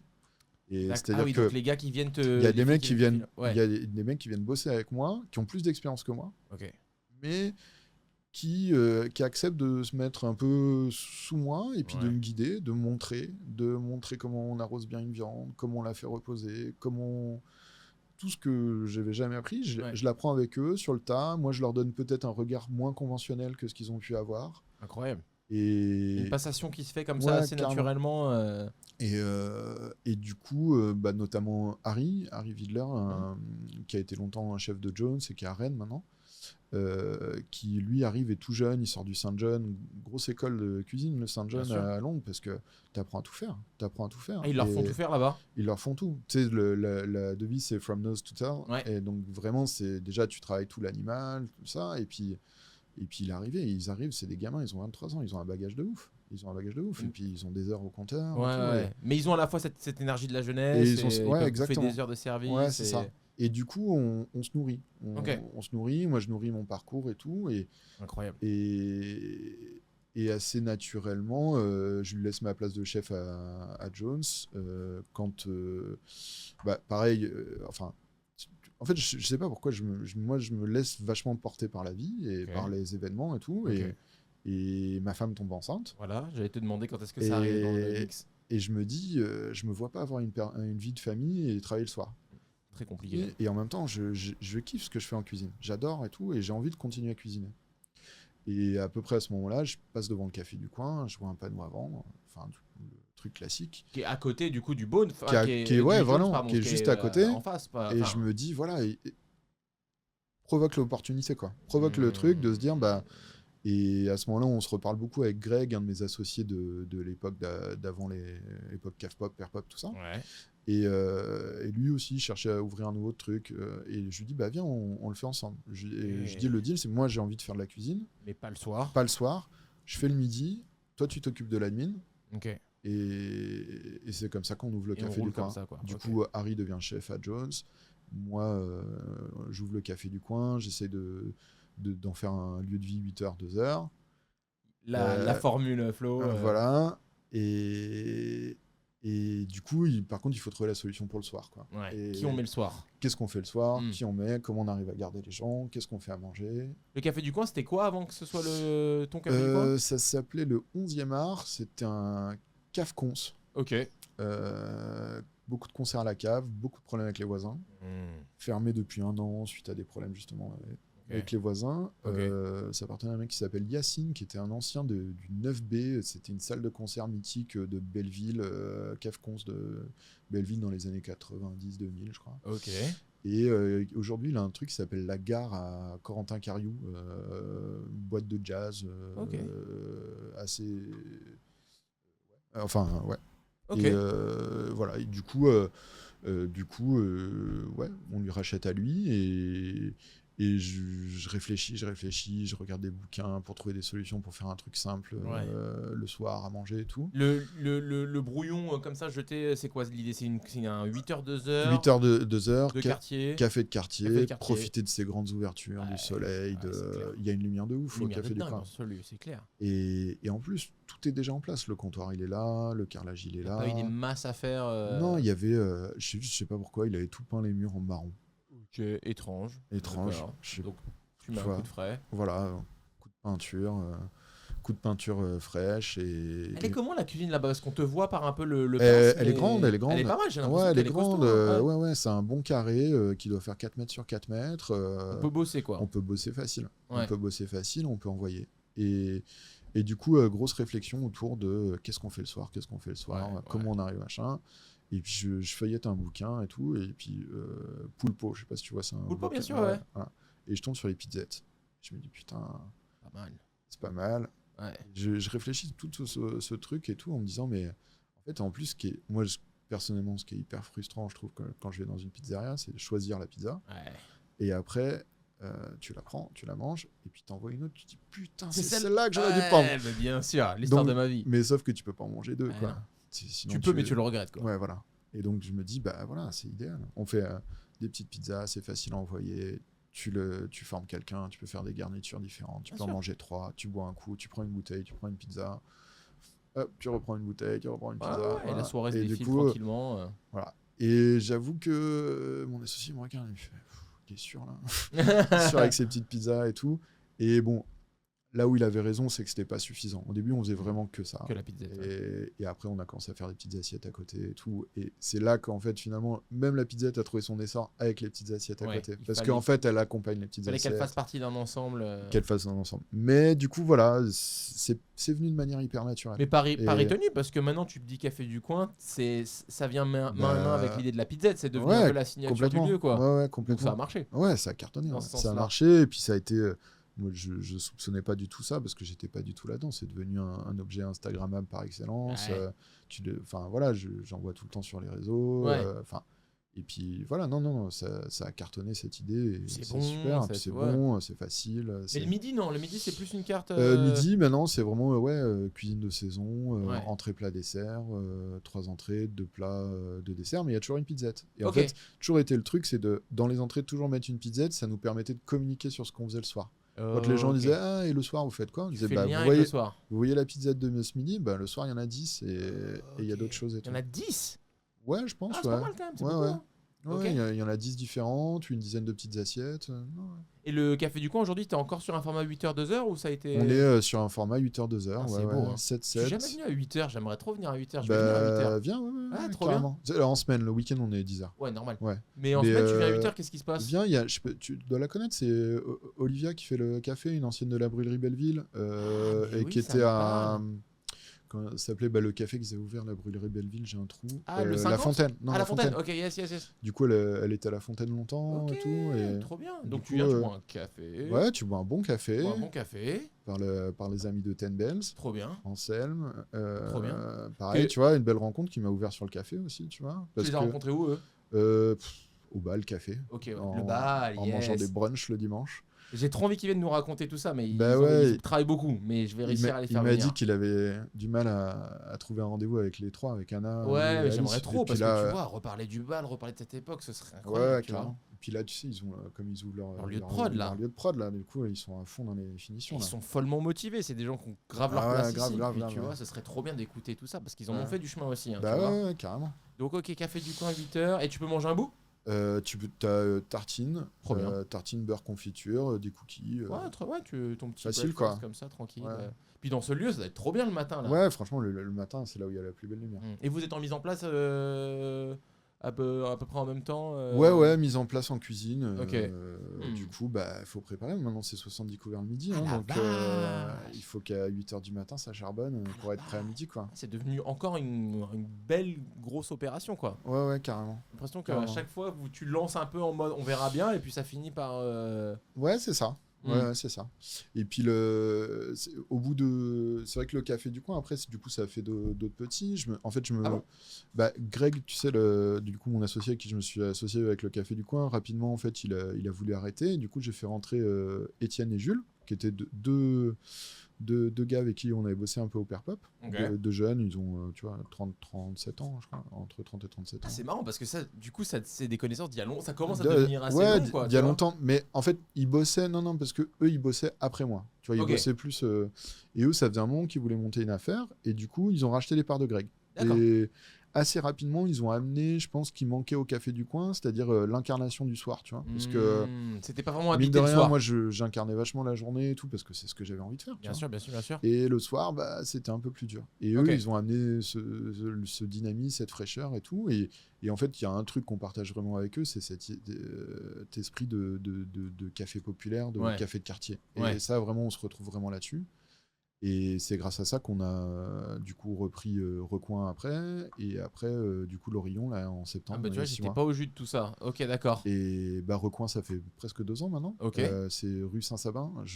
Pareil, un bistrot incroyable, genre perdu dans son jus. C'est vraiment dans le style un peu passage quoi. Dans petite rue et tout, tu tombes là-dessus, tu te dis mais qu'est-ce que c'est que cet endroit quoi. Et ça c'est comment ça s'est fait cette histoire là du coup? Bah, sortie de Covid, deux anciens salariés qui nous disent nous on aimerait bien ouvrir un truc. Agent immobilier pour le coup, qui me dit j'ai exactement un truc qui ressemble à ce que tu fais et tout. On rentre et tout de suite on sait qu'on le veut quoi. Grand, petit, c'est comment? Petit, tout petit, à faire de mouchoirs de poche. Un recoin quoi. Un recoin. Exactement. Et c'est vraiment, ça fait un angle et tout. C'est vraiment, tu vois, rue Amelot, t'as la rue Saint-Sabin qui démarre et qui après traverse et va à Bastille. Mais c'est vraiment dans le côté pas très loin. Je sais pas si tu vois, il y a un bar tabac hyper sympa qui s'appelle l'Étincelle. Non, je vois pas. Qui est tenu par des jeunes et tout. Ok, j'irai voir. Pas très loin au passage. Ok. J'avais raté et voilà, du coup, on s'associe avec Bertrand et Félix à ce moment-là. Et Jules qui part s'en occuper. Et voilà, ça cartonne d'entrée. Trop bien. Vraiment, c'est génial. Okay. Mais tu vois, toujours pareil dans l'idée aussi que les gens s'y sentent bien. Je pense que. Et puis même les gens qui y bossent, quoi. Moi, ça a toujours été mon moteur aussi. Pour qu'un lieu fonctionne, pour moi, il faut que les gens qui y bossent s'y sentent chez eux et s'y sentent à l'aise. 200%. Et tu vois, là, justement, nous, on a voulu vraiment reproduire le café du coin. Et là, il y a quelques mois, Bertrand et Félix, qui s'en occupent au quotidien, nous disent « Oui, mais nous, on pense qu'il y a plus une vibe resto. Okay. » Et donc, du coup, ils ont transformé, franchement, avec succès, le soir en plus en resto que ce qu'on faisait avant, qui était plus en mode bar, on grignote et tout. Okay. Et c'est génial. Et en fait, il faut savoir, je trouve, écouter les gens qui s'en occupent et plutôt que de vouloir toujours calquer un truc. Il y a une grosse part de confiance aussi. Tu fais beaucoup confiance. À fond. Ouais, à fond, parce que t'es obligé. D'abord, t'es obligé. Sinon, tu vis pas. C'est clair. Enfin, tu vois, si tu passes ton temps à dire micromanager de partout, nulle part. Et si on fait une sorte de. Après toutes ces années, après toutes ces associations, après tous ces lieux, et donc du coup. Tu es vraiment à ta place pour parler de la confiance. T'as aucun regret là-dessus. Enfin, je veux dire, c'est quelque chose qui fonctionne. Honnêtement, non, parce que même dans le pire des cas, dans les pires trucs qui se sont passés, en fait, il s'est rien passé. Ouais, enfin, tu vois, tu finis, ça reste des hommes, ça reste des gens. Tu vois, les embrouilles souvent, en fait, il suffit de parler, quoi. Oui. C'est comme un couple, en fait. On se pose, on discute. Et... Tu discutes, tu refais redescendre les choses. En bonne intelligence, tu trouves des solutions. Voilà. Moi, en tout cas, j'ai toujours fait comme ça. Et après, j'ai un caractère aussi où je prends beaucoup sur moi. Tu vois, j'ai un côté éponge et tout. Sans que ça te coûte.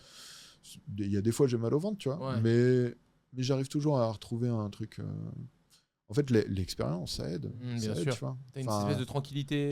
Tu vois, comme je te disais, j'ai peut-être eu 300 salariés. Donc aujourd'hui, quand un salarié vient me voir et me dit je veux partir, tu vois. Ça te secoue moins que les 10 premiers, quoi. Ou quand un associé te dit je suis pas d'accord avec toi et tout, t'as déjà eu des désaccords. T'as eu cette conversation, tu sais comment la faire. Voilà. Et donc du coup, ça aide.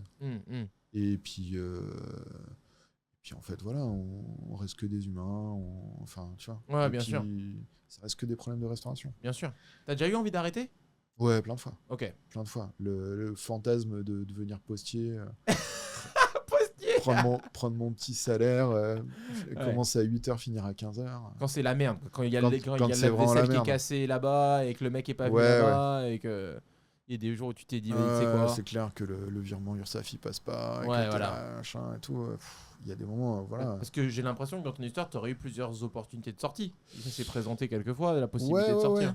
Mais tu l'as pas fait. Je l'ai jamais fait. D'abord parce que je sais pas ce que je ferais d'autre pour l'instant. Ouais.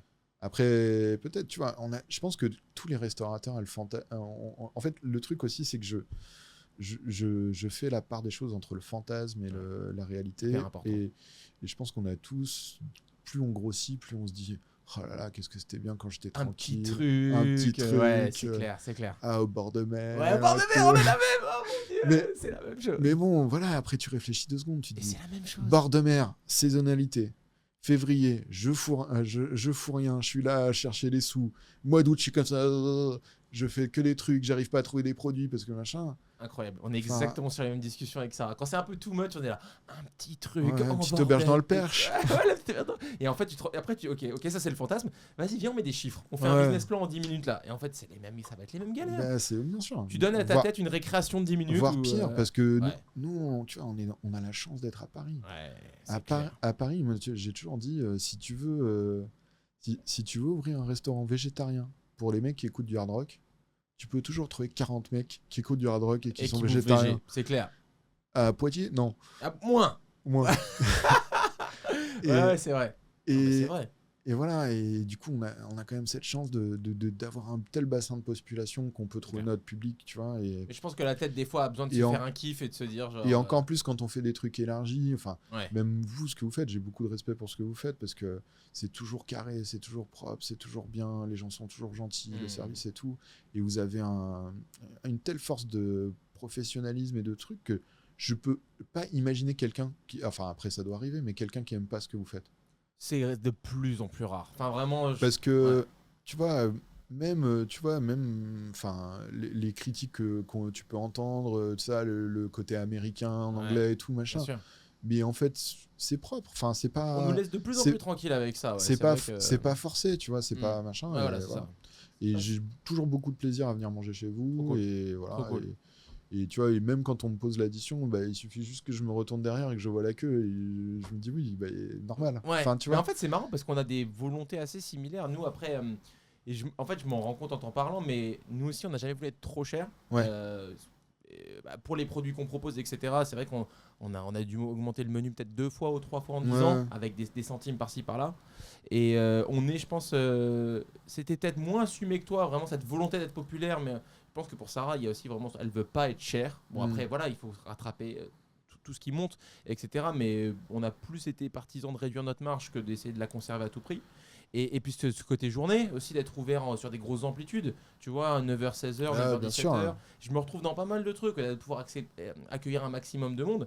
Et ce que tu disais sur ce côté américain, même si on n'a rien à voir avec l'Amérique, mais bon, je pense que les pancakes, ça fait faire des raccourcis dans la tête des gens. Bien sûr. Mais ce côté, tout le monde est le bienvenu. C'est un truc que je dis souvent, all are welcome, tu vois. Et, c'est vrai que, et d'ailleurs, là, on a refait nos menus après le Covid et des années, quelques mois de QR code horrible à défiler, etc. On s'est fait un beau menu physique et on a fait graver dans le cuir de chaque menu que c'est un resto pour locaux et voyageurs. Mais c'est vrai que le voyageur, le touriste, dans l'esprit populaire, justement, c'est quelque chose de négatif. Mais en fait, c'est vrai que nous, on accueille une portion égale de gens du bout de la rue, bien sûr, ou de l'autre bout de la planète. Et puis, franchement, moi, je suis hyper content d'accueillir des touristes. En fait, le Café du Coin, c'est l'endroit sur lequel j'aurais bien aimé tomber quand je suis à Lisbonne, quand je suis à Londres. Grave. Tu as vu, quand tu voyages, nous aussi, on devient touriste quand on voyage. Ouais, bien sûr. On ne devient pas des sales cons le moment où on est tous le touriste de chacun. Voilà, exactement. Et pourtant, malgré tout, ça reste un truc genre, c'est un resto de touristes. Ouais, bah... Je sais pas comment démonter cette espèce de cliché, tu vois. Ouais, je sais pas non plus. Bah après, c'est le côté, je pense, râleur des Parisiens aussi, tu vois. Parce qu'on est tous touristes. Mais on est tous touristes. Et t'as vu quand t'es à l'étranger, comment t'es content quand tu trouves un resto cool, qui est bon, ils sont gentils, génial. Et t'y retournes. Et surtout quand t'as un gamin après. Moi, je me rappelle avec ma meuf, on allait à Sienne en Italie. Yes. Le premier jour, on va dans un resto. C'était tellement bien, on y est retourné les 4 jours qui suivent. Mais je suis de cette école, mais clairement. Enfin, tu vois, genre juste pourquoi tant. Mais bon, après, des fois, c'est. Quand on était plus jeune, on était un peu plus en mode faut qu'on fasse tout. Ouais. Et après, plus on a, pas vieux, mais en vieillissant, et puis aussi avec Louis, etc. C'est bon, ils sont gentils, c'est propre, c'est bien sourcé. On passe un bon moment. Vas-y, tu sais quoi, on y retourne demain, quoi. Là, on était à Faro, c'est sud du Portugal. Ouais.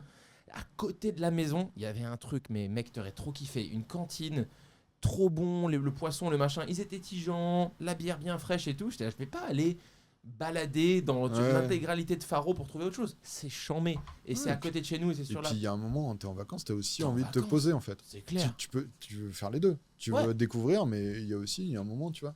Tu veux pas courir toute la journée, prendre les taxis, les machins et tout. Je l'ai fait ce truc-là, tu vois. Et en fait, au final, ça devient presque plus un stress qu'autre chose. Moi, je suis content qu'on puisse être. Et donc, le meilleur compliment qu'on peut avoir et qu'on a souvent à HB, c'est, tu sais, les gens qui vont venir 2 ou 3 fois. Et ils sont 7 jours à Paris, ils nous donnent quand même 3 repas, c'est chambé, tu vois. Ouais. Mais après, ça, c'est vrai que tu vois, c'est un truc que j'ai retrouvé en cuisine aussi au début. Au début, je voulais tout le temps tout changer. Tu vois, genre. Comment ça? Le menu et tout machin. Ouais. Et après, je me suis aperçu que les gens, ils adoraient retrouver un truc qu'ils avaient mangé avant parce qu'ils vont à la quête du souvenir, tu vois. Tellement vrai. En fait, c'est clair. La bouffe, c'est souvent des souvenirs, en fait. Ouais, c'est ça. Moi, je me rappelle, mon père, il était capable de dire, tu vois, genre, on lui parlait de vacances, il disait, ah ouais, c'est là où on a mangé ça. et tu vois, et je veux dire, et du coup, en fait, maintenant, j'ai plus tendance, tu vois, mes chefs, je leur dis, mais fais ce que tu sais bien faire. Avant de vouloir expérimenter des trucs où t'es pas sûr que ce soit bon. Tu vois. Et après, c'est cette base-là qui te donnera le pouvoir d'expérimenter et de faire d'autres trucs après. Mais je sais pas d'où elle vient cette pression. Je sais pas si c'est un phénomène qui est récent, mais tu sais, ce menu. Moi, on a mis beaucoup de crédit et on a vraiment été très. On a beaucoup de louanges pour les endroits. On change le menu tous les jours, etc. Machin, le menu, nanana. Et tout le monde était là, ouais, ils changent le menu tous les jours et tout. Et après, en fait, je me suis dit. Et nous, même nous, on s'est fait rattraper par ce truc-là aussi quand on avait le 19 au-dessus de nos têtes. On était là, menu toutes les semaines, etc. Et en fait, ça crée un stress de dingue parce que tout le temps, dans cette espèce d'extra surcréativité, pas le temps de faire toujours des. On va pas se mentir, les tests n'étaient pas toujours poussés à 100%. Bon, ça passait, c'était bon, mais peut-être que des fois, il y avait des plats, ils étaient meilleurs le deuxième jour que le premier, etc. Il y a des clients qui ont quand même payé le premier jour. Donc, cette espèce de course en avant, de toujours être ultra créatif, etc. Et on change le menu tous les jours, on a mis beaucoup de stock là-dessus. Et en fait, au final, on a un peu débrayé et on s'est dit, bah ok, Oli Belli, le menu, il est pas immense. Et puis, il change pas énormément, mais en fait, c'est ça qu'on aime. Et les gens, ils viennent aussi pour ça, retrouver ses goûts, retrouver ces trucs-là. Mais on avait passé ça presque comme quelque chose de négatif, alors qu'au final, moi, je trouve que c'est chargé de beaucoup de valeurs très positives. Bien sûr. Parce que c'est calé, parce que du coup, c'est testé, tu vois ce que je veux dire? Et puis, en fait, c'est la force du quotidien. Ouais.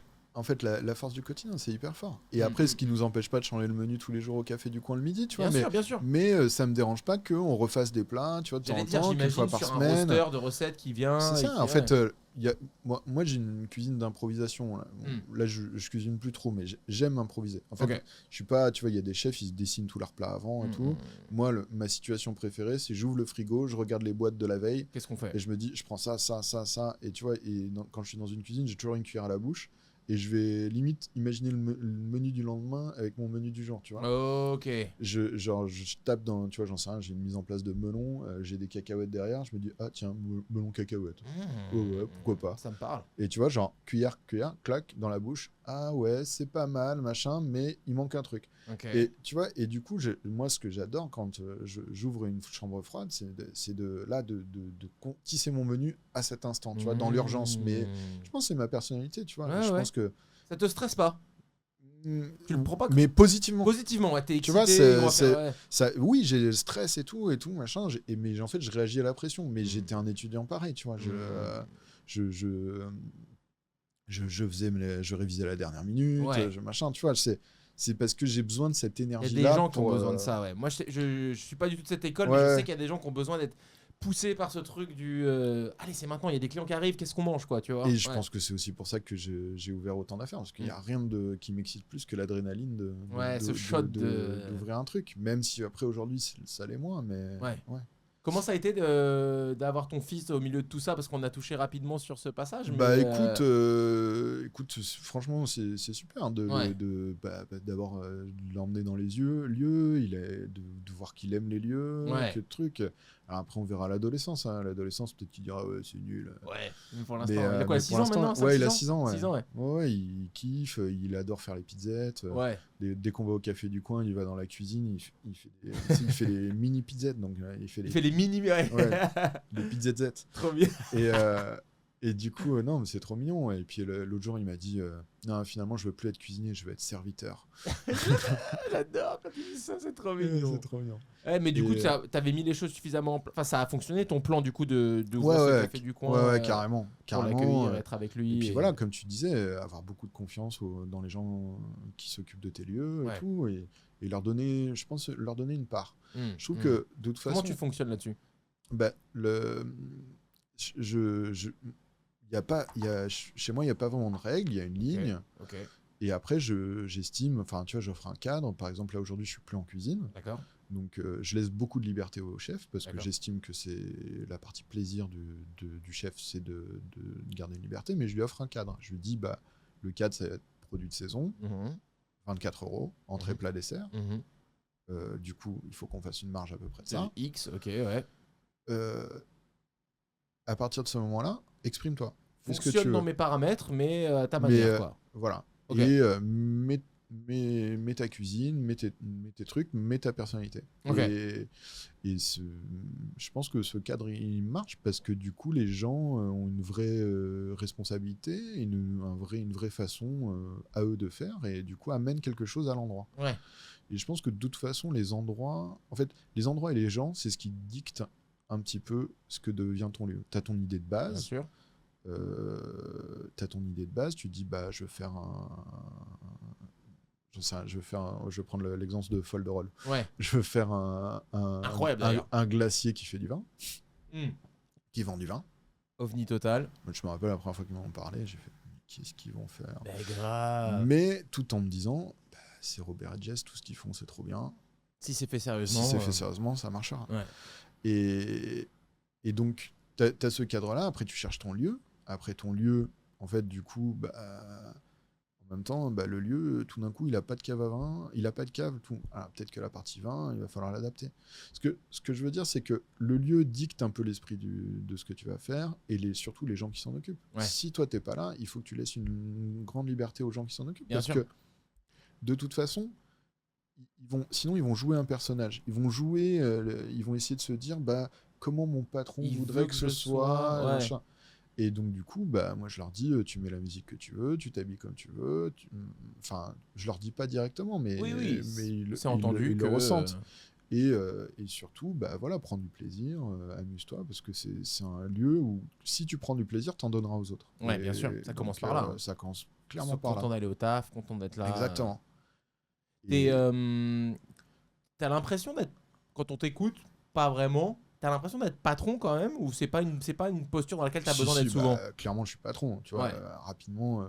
Tu vois, ouais. T'as beau avoir les meilleures relations du monde avec tes employés, quand ils veulent leur jour de congé, ils veulent leur jour de congé. Tu vois. Et quand la comptable elle a fait une erreur, qu'elle a compté un CP en trop, t'es clairement le patron. Bien sûr. Ouais. Mais puis quand il faut prendre des décisions importantes, quand machin. Mais c'est quelque chose que tu portes comment mais par contre, mais moi j'ai la chance, en fait, tu vois, là, surtout depuis qu'il y a Jules et Étienne, où on partage vraiment ce truc-là. Ouais. Ça repose pas que sur tes épaules, quoi. Voilà. Et moi j'ai connu plein de modèles.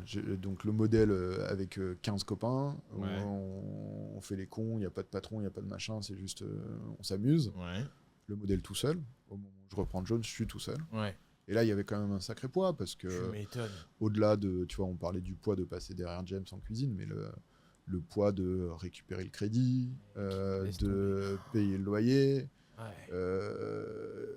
Enfin, c'était ça, tout seul, franchement, je l'ai bien vécu parce que je l'ai encaissé et tout, mais je me suis dit plus jamais seul. Tu vois. Ouais.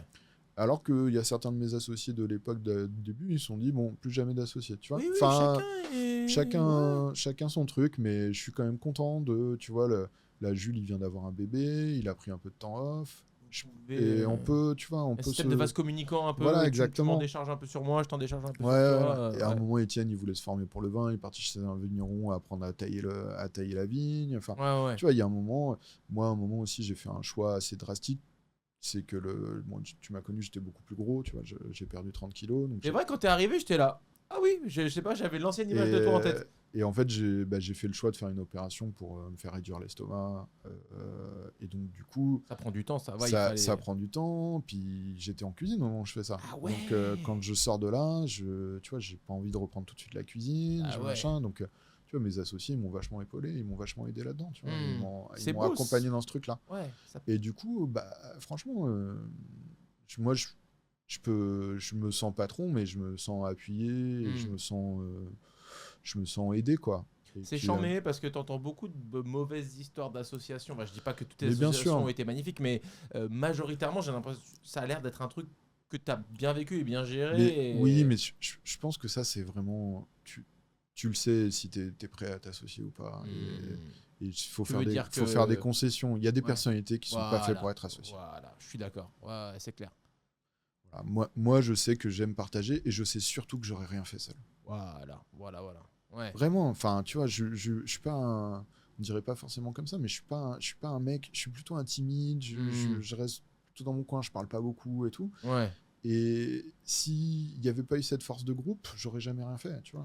J'aurais pas fait seul, j'aurais continué mes études, peut-être que je serais devenu psychologue. Ça ne fonctionnait que dans le groupe. Ça fonctionnait que dans le groupe et que c'est grâce à ça que je l'ai fait. Et aujourd'hui, je suis capable de faire un truc tout seul, mais s'il n'y avait pas eu le groupe, s'il n'y avait pas eu l'élan et cette complémentarité, cette force que peut amener l'association, bien sûr, je l'aurais pas fait. Tu as grandi dans le groupe au début, maintenant tu peux porter des choses toi-même, mais ouais, complètement.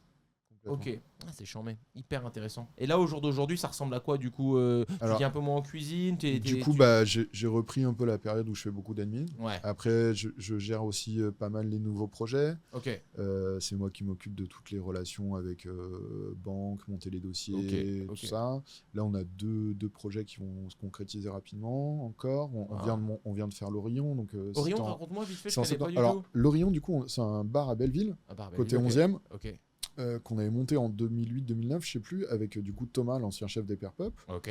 Et du coup en 2016, séparation, Thomas récupère le truc. Ok. Et là, il y a quelques mois, un an, il s'en occupe 10 ans, un peu marre. C'est beau, tu vois. Donc il nous dit, voilà, je cherche un acheteur et tout. Et je me dis, ce lieu, je le kiffe, j'ai toujours bien aimé, il est beau, c'est vraiment un vieux bistrot, tu vois, genre... Je connais pas, je m'en veux de pas connaître. Ok. Faut que tu ailles voir, hein, ouais, carrément, de ouf. C'est très cool. Et à ce moment-là, le chef qui est en cuisine au Café du Coin, qui est mon ancien second, qui a envie d'ouvrir un truc. Okay. Donc on se dit, allez, banco, quoi. Et du coup, on ouvre avec Étienne, Jules, Hugo et un des barman du Café du Coin, du coup. Donc Hugo va s'occuper de la cuisine, le barman va s'occuper plutôt de la partie soir, et Étienne, mon associé du Café du Coin, va s'occuper de toute la gestion, le midi, le vin. Ok. Et du coup, on reprend ça en septembre, gros carton, le plus gros démarrage qu'on ait jamais eu. Ouais. Franchement. T'attribues ça à quoi, du coup ? Je pense l'expérience et puis les trucs d'avant. En fait, aujourd'hui, quand on dit que le Café du Coin ouvre un truc, on sait ce qu'on va retrouver. Tu vois, voilà. Et puis vraiment le lieu qui est très beau. Et puis la cuisine d'Hugo aussi, très forte. Puis Baptiste amène aussi son énergie. Si t'as l'occasion, on va voir son groupe de musique qui s'appelle Braco. Okay. Tu vois, c'est assez étonnant. Okay. Et il amène un peu cette énergie aussi de underground de musique et tout, qui est assez chouette. Donc en fait, au final, ça fait un bon mix, et ce qui fait que tout fonctionne. Tout ça fonctionne, ok. Et puis aussi ce qu'avait fait Thomas avant, parce qu'il avait fidélisé une clientèle. Lui, il était basé vachement sur le midi, donc il avait vachement fidélisé une clientèle du midi, donc on savait qu'on allait la retrouver, ça là. On savait pas trop comment ça allait reprendre le soir. Et en fait, d'entrée, énormément de monde. Non, très très cool. Ah, je vais aller voir ça. Très sympa. Et donc du coup là, moi je me suis occupé de toute la partie montage du projet, voilà. Chronophage de ouf, tu peux pas être. Ouais, ça c'est un plein temps en soi. Carrément. Carrément. Et puis voilà, parler aux banquiers, parler aux trucs, tu dois être bon maintenant, t'en as fait tellement. L'autre jour, j'ai vu mon courtier qui cherchait des collaborateurs, j'ai envoyé mon CV. Ouais, tu limites. Mais bon. Non, mais voilà, oui. Ouais. En fait, c'est marrant parce que je saurais pas, parce que dans les projets dont on n'a pas parlé, tu vois, on a monté la boutique de couteaux au marché d'Aligre, on a monté un disquaire. Attends, c'est toi ça aussi ? Ouais. C'est là à la base. Depuis j'ai vendu. Ouais. Ah, je savais pas. En fait, c'est pareil, tu vois, genre Edward Delling-Williams, tu vois, qui avait le Grand Bain. Presbytère maintenant. Presbytère maintenant. Et à l'époque, il sortait avec une fille qui s'appelait Michel Parek. D'accord. Et du coup, en fait, les deux, ils arrêtaient pas de dire à Londres, il y a ces magasins de couteaux japonais qui sont vachement bien. Et à Paris, il n'y a rien. Et impossible de trouver un couteau japonais. Je dis, ah ouais, c'est marrant. Ils vont à Londres et ils discutent avec le mec. Et le mec dit, moi, c'est mon rêve d'ouvrir une boutique à Paris. Et du coup, ils reviennent nous voir et nous disent, le mec qui voudrait s'installer à Paris, est-ce que on pourrait pas trouver un truc? Donc on s'associe avec ce gars-là et du coup c'est un Indien improbable qui avait vécu 20 ans au Japon, qui a 4 boutiques à Londres, qui a tous les couteaux possibles et imaginables. Et du coup, on trouve cette boutique à Aligre, là, pile en face du marché. Elle est trop bien la boutique. Elle est trop bien. Elle est trop bien le spot. Et franchement, tout s'est bien goupillé, quoi. Ouais, ok. Et puis après, bon, on s'est pas trop entendu avec le mec de Japanese. On a arrêté au bout d'un moment. Ouais. Edward s'était séparé de sa meuf, de sa meuf aussi, tu vois. Bon, voilà, des histoires perso, voilà. Et puis voilà, quoi. Mais on était contents. Et puis, tu vois, toujours des histoires intéressantes. Tu vois, je me rappelle le premier mec qu'on embauche pour la boutique, le premier vendeur de couteaux. On a deux CV, tu vois, genre pas grand chose, quoi. Il y en a un, le mec, il parle japonais. Il a vécu toute sa vie au Japon, il cuisine et il adore les couteaux. Et un autre, il est au chômage et il a été 30 ans producteur d'Ushuaïa avec Nicolas Hulot. On se dit, bon, bah, on va prendre celui qui a la culture japonaise, tu quand vois. même, ouais. Et je me rappelle, ce week-end-là, je pars à Barcelone avec ma copine et des potes, et c'était son premier jour. Et genre, on m'appelle en panique, la boutique est fermée, le mec il nous plante, il nous a planté. Le fameux cuistot japonais. Ouais, voilà. Machin, je l'appelle et tout, il me dit ah non, désolé, finalement je vais pas bosser pour vous. Le mec était censé ouvrir la baraque et tout. Du coup, il nous reste qu'un seul CV, quoi. Donc j'appelle le mec qui nous avait dit en plus, tu vois, genre discours. Ouais, bah pourquoi pas, quoi. Pas follement motivé, ouais, quoi. Genre, ça fait 3 ans que je fais rien, alors pourquoi pas ça. Ouais. Et là, aujourd'hui, il est dans la boutique. Tous les jours, c'est le directeur de la boutique. Il en est à son 5e voyage au Japon. Il fait tous les... C'est devenu une encyclopédie du couteau. Tu peux jamais savoir, en fait. Tu peux jamais savoir. Et il s'entend hyper bien avec pour le coup avec le mec d'Angleterre. Il va tout le temps en Angleterre. Moi, j'y vais un peu. J'aime bien cette boutique. Ouais. Bah franchement, c'est cher. Ouais, c'est cher. C'est cher, et même par rapport à ce que tu trouves maintenant à Paris, parce que ça a été les pionniers. Hein. D'accord. Mais tu trouves aujourd'hui des couteaux moins chers. Ouais. Pour des petits cadeaux, tu vois, des gens qui partent, des anniversaires. Ouais. Je savais pas que t'avais des vidéos là-dedans. Ok. Bah après, voilà, on s'est séparés au bout de 2 ans, tu vois, un truc comme ça. Mais quand même. Mais ouais, ils ont ouvert un deuxième shop. En fait, c'est quand nous, on s'est séparés, quand le mec nous a dit, genre, tu vois, genre, la première année, ça marche. On fait pas de bénéfice. Normal, tu vois. Première année. La deuxième année, ça marche mieux. Et là, il nous dit, ah ouais, mais le yen a augmenté, donc machin. Parce que, en fait, nous, on achète tous les couteaux aux boutiques d'Angleterre. Tu vois, on passe pas directement par le Japon. Je comprends. Ce qu'il nous dit, c'est plus simple et tout. C'est lui qui nous dit ça, hein, tu vois. Nous, on dit, bah, on te fait confiance. Ah, whatever, ouais. Et chaque année, il y a toujours un problème de conversion entre le yen, le pound et chaque année, le chiffre augmente de 50%, et chaque année, il y a toujours 0 à la fin. Tu vois. La vache. Et le seul truc qui augmente, c'est ses factures pour lui. À un moment, tu te dis, Donc, à un moment, on dit, bon, on va pas faire ça toute notre vie, tu vois. Genre, on aurait une franche amitié avec toi, pourquoi pas. Ouais. Mais ok, je comprends. Mais on s'en va. Mais bon, après, voilà. L'histoire est faite. Mais on était content de participer au fait que, bah voilà, qu'il y ait des couteaux japonais à Paris, et je pense que ça a donné l'occasion à d'autres gens de se dire, bah, il y a un marché, en fait. Grave. Et tu disais un disquaire aussi ? Ouais, un disquaire à l'époque de la salle de concert, en fait. Pareil, tu vois, des histoires d'opportunités, de trucs. Moi, à l'époque, je m'occupais d'un petit syndicat de bars qui s'appelait Culture Barbare. C'était un truc nantais à la base. D'accord. Et la mairie de Paris vient nous voir en disant, bah, on a un problème, c'est qu'on a les comités de riverains qui sont de plus en plus organisés et de plus en plus vénères, qui viennent nous voir, et nous, on n'a personne à qui mettre en face. Parce que les syndicats aujourd'hui de la restauration, c'est l'UMI, le machin, et eux, ce qui les intéresse, c'est pas les problèmes de voisinage ou le bien vivre ensemble, c'est le SMIC hôtelier, la TVA. Ils sont sur ces dossiers-là, pas les dossiers de cohabitation. Ils sont sur des trucs basiques d'argent. Quoi.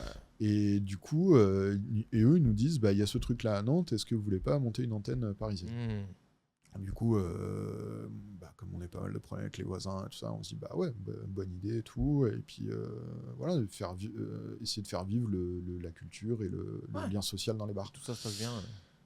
Et du coup, je vais, dans ce cadre-là, je vais à une réunion région Île-de-France où ils annoncent des subventions pour les disquaires en disant, ça fait 2 ans que ça existe, personne n'en a jamais demandé une. Non. Et moi, à cette époque-là, je suis en colocation avec un passionné de musique et qui ont un blog de musique qui s'appelle Des oreilles dans Babylone. Et en gros, leur rêve, depuis qu'ils ont 10 ans, c'est d'ouvrir un disquaire. Putain, incroyable. Et je leur dis, mais les gars, enfin... Il y a un truc. Et il y en a un qui est au chômage, et les 2 autres, ils sont journalistes, mais... Au cachet. Au cachet, ouais. Et je leur dis, bah les gars, si vous voulez, c'est facile. Il y a des mecs qui vous donnent 10 000 € pour acheter vos disques. Donc... Et du coup, ça se fait comme ça. Wow. Et du coup, on ouvre un disque en face de notre salle de concert, un disquaire en face de notre salle de concert. Et pareil aujourd'hui, quand on a arrêté la salle de concert, eux, ils ont continué. Et ils se sont associés avec un label. Et le disquaire marche hyper bien aussi aujourd'hui. Incroyable. Et voilà. Et ce que je veux dire, c'est à travers tous ces discours, en fait, c'est quoi que vous ayez envie de faire, en fait, c'est possible. Ouais, c'est possible. C'est possible, il faut de l'énergie, des bonnes vibrations, des trucs. Pareil, ma meuf, elle s'est reconvertie, elle bossait dans le marketing. Aujourd'hui, elle a sa marque de bijoux. Alors, ça va bon an, mal an de temps en temps, mais elle, en tout cas, ce qui est sûr, c'est qu'elle fait des très beaux bijoux, qu'elle est passionnée par ce qu'elle fait. Et tu peux plugger, si tu veux donner un nom, si tu veux donner un... ça s'appelle, c'est son nom de famille, c'est Zumerle. Zumerle, Jewelry. Et franchement, ce qu'elle fait, c'est magnifique. Et je suis très fier d'elle, de ce qu'elle a fait et de la démarche qu'elle a fait. Et elle n'est pas facile. Ouais. Mais ce que je veux dire, c'est que tout est possible. Après, ça paraît un peu angélique de dire ça, parce que tout est dur aussi. Enfin, il y a des moments durs, il y a des moments faciles. Tu dis pas tout est possible et il suffit. Enfin, tu vois, tu donnes pas l'impression que c'est simple. Tu dis, il y a moyen, et juste va falloir y aller, quoi. C'est juste va falloir et tous les modèles sont possibles, tu vois. Sont possibles. Et je pense que tu vois, on a des modèles très différents, mais je suis sûr qu'on a plein de gens qui viennent dans tes lieux et dans mes lieux. Et on a des façons différentes de voir les choses, on fait pas la même chose, mais... Heureusement d'ailleurs qu'il y a une multitude de formats et de façons de fonctionner. Et voilà, et tout est possible. Et enfin, tu vois, quand je t'entendais parler avec Camille de la Buvette, là, et vous aviez ce truc de dire, moi j'avais tout déjà noté dans mon carnet, j'avais l'impression que vous, c'était déjà beaucoup plus... Mais en fait, ce modèle-là est possible. Moi, je dis juste en fait qu'il faut être sincère, croire en ce qu'on fait et avoir beaucoup de boulot. Voilà. Et surtout, au pire, qu'est-ce qui se passe ? Au pire, qu'est-ce qui se passe ? Ouais, c'est ça. T'as un échec. Des échecs dans ta vie, t'en connais plein. C'est ça. En matière amoureuse, en matière machin. Donc en fait, voilà. Et puis on a la chance en France en fait aussi d'avoir un système qui protège aussi un petit peu les entrepreneurs. Enfin, tu vois, au pire, une faillite, ils vont pas aller... Enfin, ça dépend aussi comment tu t'es engagé. Ouais. Moi, je dis toujours à un mec, tu vois, quelqu'un qui me dit « Ah ouais, je viens d'hériter d'un petit appart de ma grand-mère et tout, je voudrais les mettre dans un bar. » Je dis « Non. Le petit appart de ta grand-mère, tu le gardes. » Tu le gardes, ouais, c'est clair. Tu le gardes ou tu le revends ou tu fais un truc ou machin. Ouais. Ne va pas mettre les ronds de l'appart de ta grand-mère dans un business. Tout à fait, je suis tout à fait d'accord. Il faut s'exposer au minimum. Enfin, ça veut dire que tu peux mettre des apports perso, etc. Bien sûr. Avec une limite. Et ouais, c'est marrant, les gens pensent qu'il faut qu'ils se saignent à 100% pour lancer un business. Il faut essayer au contraire de leverage le minimum que tu as pour obtenir le maximum. Bien sûr. Mais il faut pas voilà. Par contre, le petit trick que je parlais du début, t'as le droit des fois de jouer un peu avec les limites. Va emprunter 10 000 balles à Cofidis et... Bien sûr. Trouve un chemin. Trouve un chemin, trouve ton truc. Bien sûr. Voilà, mais va pas... Enfin... ce que ta grand-mère a construit une vie, tu vois, pour y arriver, garde-le au chaud. Et ça, c'est une valeur sûre et tout. Et ça se cassera pas la gueule. Donc, bien sûr. Voilà. Bien sûr. Et nous, on fait l'inverse. Nous, on est en train d'essayer justement d'acheter le petit appart. Ouais, tu vois, c'est ça. Ouais. Ah, d'ailleurs. Pour que tes petits-fils disent mon grand-père, il vendait des pancakes. Et grâce à ça. Papy. Et je vois que vous avez, parce qu'on parle d'appart, mais du coup, vous avez fait un petit truc au-dessus du café du coin, c'est ça ? Ouais. Mais bon, après, ça, c'est pas trop officiel encore, parce que c'est un vrai appart. Donc, donc c'est plus on n'a pas trop le droit de le commercialiser. Donc, on dépanne. Ça dépanne si t'as un on dépanne chef de passage, voilà, justement, il y avait un pop-up au passage. Pendant une semaine, le chef a dormi là-bas. Voilà, mais c'est joli ce que vous avez fait. Ouais, c'est cool. L'appart était déjà assez propre et tout. Et non, c'est assez cool. J'ai trouvé ça chouette. Et en fait, nous, dans l'idée, on aimerait bien vraiment faire un vrai truc, tu vois. Genre... Un petit hôtel ? Ouais, pas hôtel, mais vraiment chambre d'hôte, tu vois. De toute façon, un peu comme les pubs en Angleterre, tu sais, t'as toujours des chambres au-dessus des pubs, tu vois. J'adore les inns. Et moi, quand je vais à Londres, j'ai un petit pub là, à côté de St. Pancras, là, je vais toujours dormir là-bas, j'adore. En bas, t'as la partie restauration bar. Ouais, voilà, et puis au-dessus, t'as les pioles, quoi. J'adore. Je trouve ça trop cool. C'est charmé. C'est vrai que ça existe pas trop ce modèle chez nous. Non. Mais bon, après, voilà, la mairie de Paris n'a pas envie que tous les apparts deviennent des locaux commerciaux et ça les fait flipper, tu vois. Après, moi, j'ai essayé de leur expliquer, je leur dis, mais en fait, avant, tu vois, le café du coin, il y a l'escalier derrière le bar.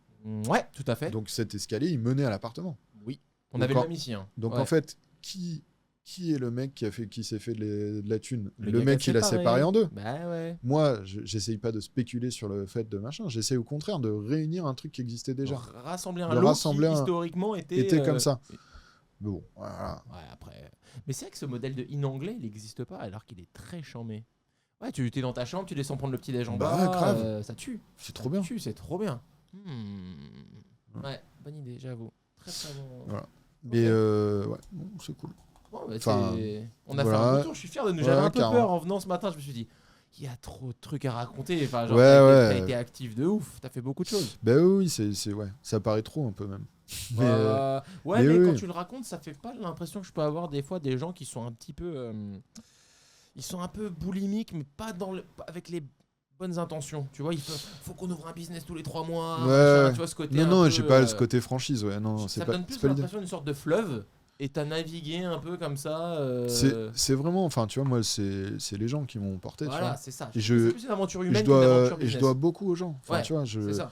Et encore aujourd'hui, tu vois, genre pareil, tu vois, des fois je suis gêné, tu vois, quand les articles sur l'Orient ils sortent et que c'est marqué Florent Ciccoli a encore ouvert un truc. Je dis, en fait, non, c'est pas moi, tu vois. Comme ça, ouais. Moi, tu me donnes l'impression d'un mec qui est sûr rester curieux, ouvert. Ça me fait l'impression d'un truc ouvert comme ça. Et t'as des infos qui t'arrivent dessus et des fois ça clique. Et ah bah lui et lui, tel lieu, tel endroit. C'est exactement ça. Tu vois, j'essaye de. En fait, tu vois, il y a plein de gens qui viennent me voir pour me demander des conseils, des trucs, des machins. Et je vais toujours essayer de les aider et de trouver une solution et tout. Des fois, je m'associe avec eux, des fois, je m'associe pas. Tu vois, je pense que je fais un rendez-vous par semaine de gens qui veulent juste du partage d'expérience. C'est beau quand même. Mais ça me fait plaisir, tu vois. Mais tu me donnes pas l'impression d'être une calculette. Tu vois, t'as des gens vraiment, tu sont là, ok, il faut qu'on réinvestisse machin X et tout. Donc encore une affaire, encore une affaire, encore une affaire. Là, c'est plus genre vraiment ce côté, je prends ce qui vient à moi et s'il y a une opportunité, on va aller voir ce qu'on peut faire. Le prochain projet là, qui va se concrétiser très rapidement, parce qu'on a les clés depuis 2-3 mois déjà, on va ouvrir un resto sri-lankais avec un de nos plongeurs. Non, chambé. Et ça, vraiment, c'est un truc, ça me tient à cœur, tu vois, genre... de ouf, parce que c'est un mec qui est arrivé au café du coin au tout début, il avait une mauvaise expérience en cuisine avec un chef qui lui gueulait dessus et tout, mais en même temps tout de suite j'ai capté qu'il avait la cuisine en lui, tu vois. Là, il y a beaucoup de Sri Lankais, ils débarquent, ils étaient avocats, docteurs, tout ça. Comment t'as capté ça? Lui il était déjà cuisinier là-bas. Il a fait un peu les repas du perso et tu t'es dit c'est assaisonné, c'est carré. Et puis même il posait des questions, il regardait, il faisait, et c'est un mec génial, il s'appelle Minot. Et on a repris avec lui un petit lieu. En plus, le lieu est incroyable. C'est une ancienne boucherie, tu vois, genre début du 20e, qui a été tenue pendant 30 ans, je pense, par des Chinois qui faisaient traiteur. Donc, façade genre de boucherie avec les grilles, les crochets et des pancartes de plats chinois partout. Incroyable. Et c'est angle rue Servant, rue Chemin Vert. Il y a un gros tabac là, hyper joli, et c'est juste à côté. Et tu vois, à côté d'Yema mais c'est parfait d'être là-bas en ce moment. C'est trop bien. C'est trop bien, il est cool, trop bien. Et en fait, ça fait un moment qu'on se dit qu'il faut faire un truc avec lui. Et lui, il voulait. Et lui, c'est un vrai cuisinier. Il a envie d'avoir un lieu, il a envie de cuisiner, il a envie de s'exprimer et tout. Et voilà, et du coup, on va faire un petit lieu hyper cool, je pense. Ça va être vraiment trop sympa. Vous en êtes où là? C'est les clés, les travaux?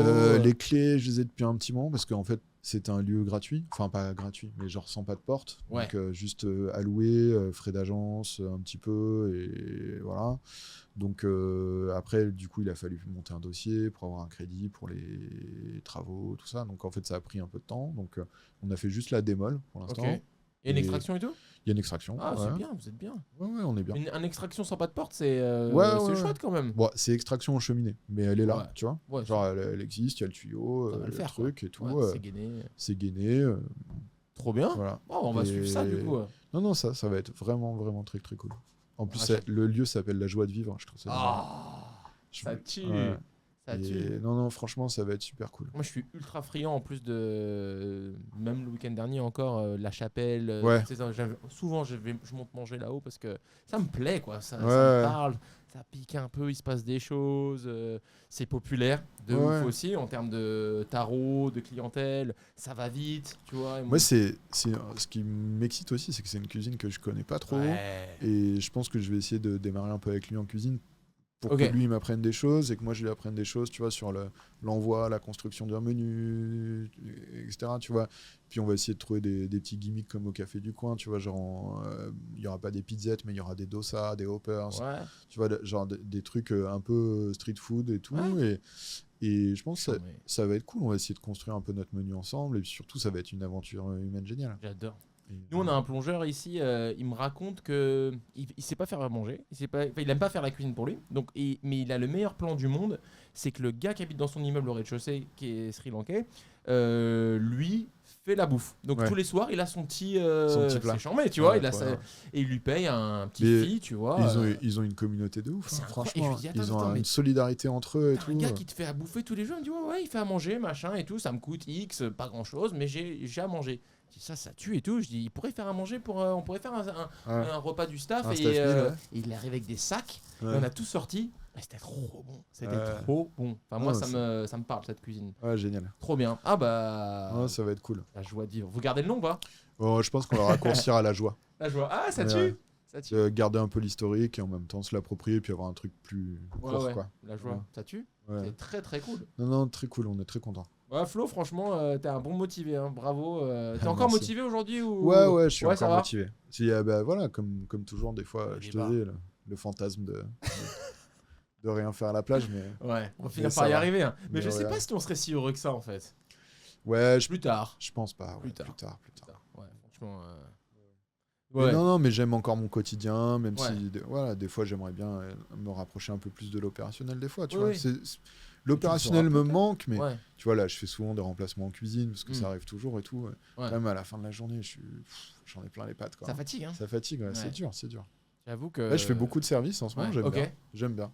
Parce que salle. C'est encore un jeu. En salle, du coup. Ouais. Okay. Au café du coin tous les midis ou presque, sauf le mercredi. C'est c'est pour ça que t'es là aujourd'hui. Ouais, voilà. Ok, d'accord. Et je fais du lundi, mardi, jeudi, vendredi. Ça te fait bizarre? Non, j'aime bien. Ouais. J'aime bien. Puis j'aime bien parce que surtout des fois les clients, tu vois, ils savent pas forcément qui je suis et tout, et parce que du coup j'étais plutôt en cuisine au café du coin et tout. Et du coup, des fois ils me disent des trucs et tout, ça me fait marrer. Du coup, c'est rigolo. On aimerait bien que Sarah aille en salle un jour parce que je trouve que c'est intéressant. C'était génial ce que vous aviez fait là, l'échange. L'échange, ouais. C'était costaud ça. Mais c'était hyper bien. C'est inrefaisable, mais c'était vraiment très cool. Ouais, bah c'était au petit, non? Au petit, ouais. Au grand. Il y a une taille critique quand même où ça devient compliqué. Quoi. Même si on n'avait pas fait payer les gens, tu vois, même malgré tout. Mais c'est vrai que tout ce truc quand même entre la guéguerre, cuisine, salle et tout, ce genre d'expérience, ça fait tellement du bien, ça fait tellement relativiser. Mec, ça avait tout changé, hein, c'est dingue. Hein. Ouais. Le lendemain, je peux te dire qu'ils étaient tous heureux d'être de retour. Tu vois, ils revoyaient leur station avec des yeux neufs. C'est genre les mecs de la salle, ils disaient prends ton temps, cuisine. Prends ton temps, tranquille. Et les mecs de la cuisine étaient là. Service, mais quand vous pouvez, hein, franchement, je sais qu'il y a quand même du boulot en salle. Non, c'était très cool. Ouais, ça donne bien. Bon, Flo, merci, man, qui est venu je t'en prie, avec plaisir. Vraiment rapidement et sur ton temps off, donc c'est hyper cool. Et puis, bah, c'est hyper intéressant. Moi, je connaissais, en fait, je me rends compte 30% de ton histoire. Donc, bah, après, voilà, c'est parce que mon histoire, elle est pas liée qu'à moi, quoi. Il y a plein de gens et tout. Et, voilà. Je fais partie de quelque chose de plus grand, mais hyper intéressant. Puis, je pense que quand on écoute ça, les gens qui vont écouter ça, tu peux que finir d'écouter ça en te disant, bah, ça donne quand même de la force, quoi. Tu te dis, ok, il y a moyen, quoi. Faut y aller, mais ça va le faire. Je pense, en tout cas, c'est le message que j'essaye de donner, quoi. Ah ben, classe, très classe. On est bon? On a fait le tour? Ouais. Rien à rajouter? Non, ça va, écoute, tout va bien. Ça marche? Tu vas manger où à midi? Tu vas manger quelque part? Eh ben, je sais pas, vous avez de la place? Ça peut se finir comme ça aussi. Je sais pas, il est quelle heure? C'est l'heure de manger? Ouais, il est midi là, moi ça commence à 11h30, ça commence à chatouiller. Bah, merci encore beaucoup d'être venu, et puis on se retrouve bientôt pour un nouvel épisode. Tu crois que je devrais inviter qui la prochaine fois? Bah, Jean-Charles Audrey, c'est pas une mauvaise idée, pas mal, je trouve. Tu peux m'aider à les faire. Ten Bells aussi, je pense que c'est cool. Tu peux m'aider aussi à les faire. Bah, Ten Bells, c'est facile. Je pense qu'il faut juste qu'il se trouve un. C'est vraiment. Non, mais parce que là, en ce moment, il taffe trop, je crois, avec le projet. Ouais, bien sûr, carrément. Ça marche. Qui sait qu'il y a des. Après, t'as la génération des petits jeunes, moi, que j'aimerais bien. Tu sais, tous les. Je trouve que, en fait, tu vois, genre les panto-baguettes et tout ça, qui sont vachement dans le... c'est bon, c'est dans les tuyaux. Antonin, je le connais bien et tout, et il m'a déjà dit parce que tu vois, c'est des gars qui, je pense, sont vachement nourris de notre génération pour amener aussi un truc en plus, avec la musique, son truc et tout, et puis ils sont motivés, les festivals, les trucs, la douve blanche, etc., machin, non. Ça taffe. Ouais, bah, Antonin, si tu nous écoutes, c'est déjà. Et en plus, Antonin, c'est intéressant parce qu'il a failli ouvrir un truc au coin de la rue, puis ça a été compliqué, et il serait chaud pour en parler. Tu sais, les histoires qui n'aboutissent pas non plus. Tu vois, ils avaient les clés, puis au final, oui, mais non, etc. Et nous, on est. Ça, je te les ai épargnés parce que des projets avortés. T'as dû en connaître aussi, Bon, après, on est resté sur les trucs cool, enfin, pas cool, mais on a parlé de ce qui a fonctionné, mais tout le monde sait qu'évidemment, il y a toujours des. T'as aussi les gens qui ont repris le Cheval d'Or derrière moi aussi, très intéressant. Ça peut être intéressant, ça aussi. Chris, Miguel. J'ai pas remangé, mais alors, par contre, les retours, ils sont ouf. Les retours sont ouf et unanimes, quoi. Apparemment. Trop bon. Ok, je vais y retourner. Parce que le lieu déjà était en soi, les eaux sont trop beaux. Ouais, le lieu est génial. C'est la seule fois de ma vie, tu vois, où j'ai bossé de manière plus carrée avec un architecte, avec un truc et tout. Oui. Et franchement, c'était une expérience hyper différente de ce que j'avais fait, mais qui était super aussi. Et puis ce qu'ils ont réussi à faire revivre dans ce lieu et tout, c'est super. Trop bien. Bah, tu vois, je dirais. Puis c'est des chouettes gens. Tu m'as donné plein d'idées de trucs à aller manger en plus, c'est cool parce que des fois t'es dans tes mêmes cercles, dans tes mêmes boucles. Après tu sais ce que c'est maintenant, on sort pas autant qu'avant. Tellement moins. Quand tu sors, tu prends un babysitter, tu machin et tout, et t'es là, tu te dis, est-ce que vraiment Et au dessert, tu commences à stresser. Je vais tenter un truc, tu vois. Ouais, c'est ça. Tu vas là où tu sais que tu vas bien manger, tu vas passer un bon moment. Tu vas te régaler, tu vas passer un bon moment. Ouais, c'est vrai. Mais c'est con parce que tu vois, tu me racontes ces trucs-là et je dis, bah, tu vois, teubé parce que je connais pas. Ouais. Mais par exemple, je suis pas allé à Pointe-en-Baguette alors que effectivement, j'aime l'énergie de ce mec-là. Il est venu me voir plein de fois, il m'a demandé des conseils et tout. Bien aimé, ouais. Mais j'y suis jamais allé. Ouais. On va le faire venir, Antonin. Je trouve que ce sera hyper intéressant. Tu vois, j'ai pas eu le temps d'écouter, mais j'aurais bien écouté aussi le podcast de Bertrand. Là. C'est haute génération et tout. Ouais, après, c'est sympa aussi. Je pense que tu n'arriveras pas à les faire venir ici, mais genre Philippe et Raquel du Baratin. Ça me paraît qu'on je serais tendu, je serais pas bien. Mais ce serait intéressant aussi, toute cette génération-là. Mais tu sais, je me dis qu'avec chaque épisode qui passe. Et du coup, je te remercie d'être venu, mais ça valide encore un peu plus le podcast. Et peut-être que quand j'en aurai fait beaucoup, ça va les rassurer. Et peut-être qu'un jour, j'arriverai à les faire venir. Tu vois, bien sûr.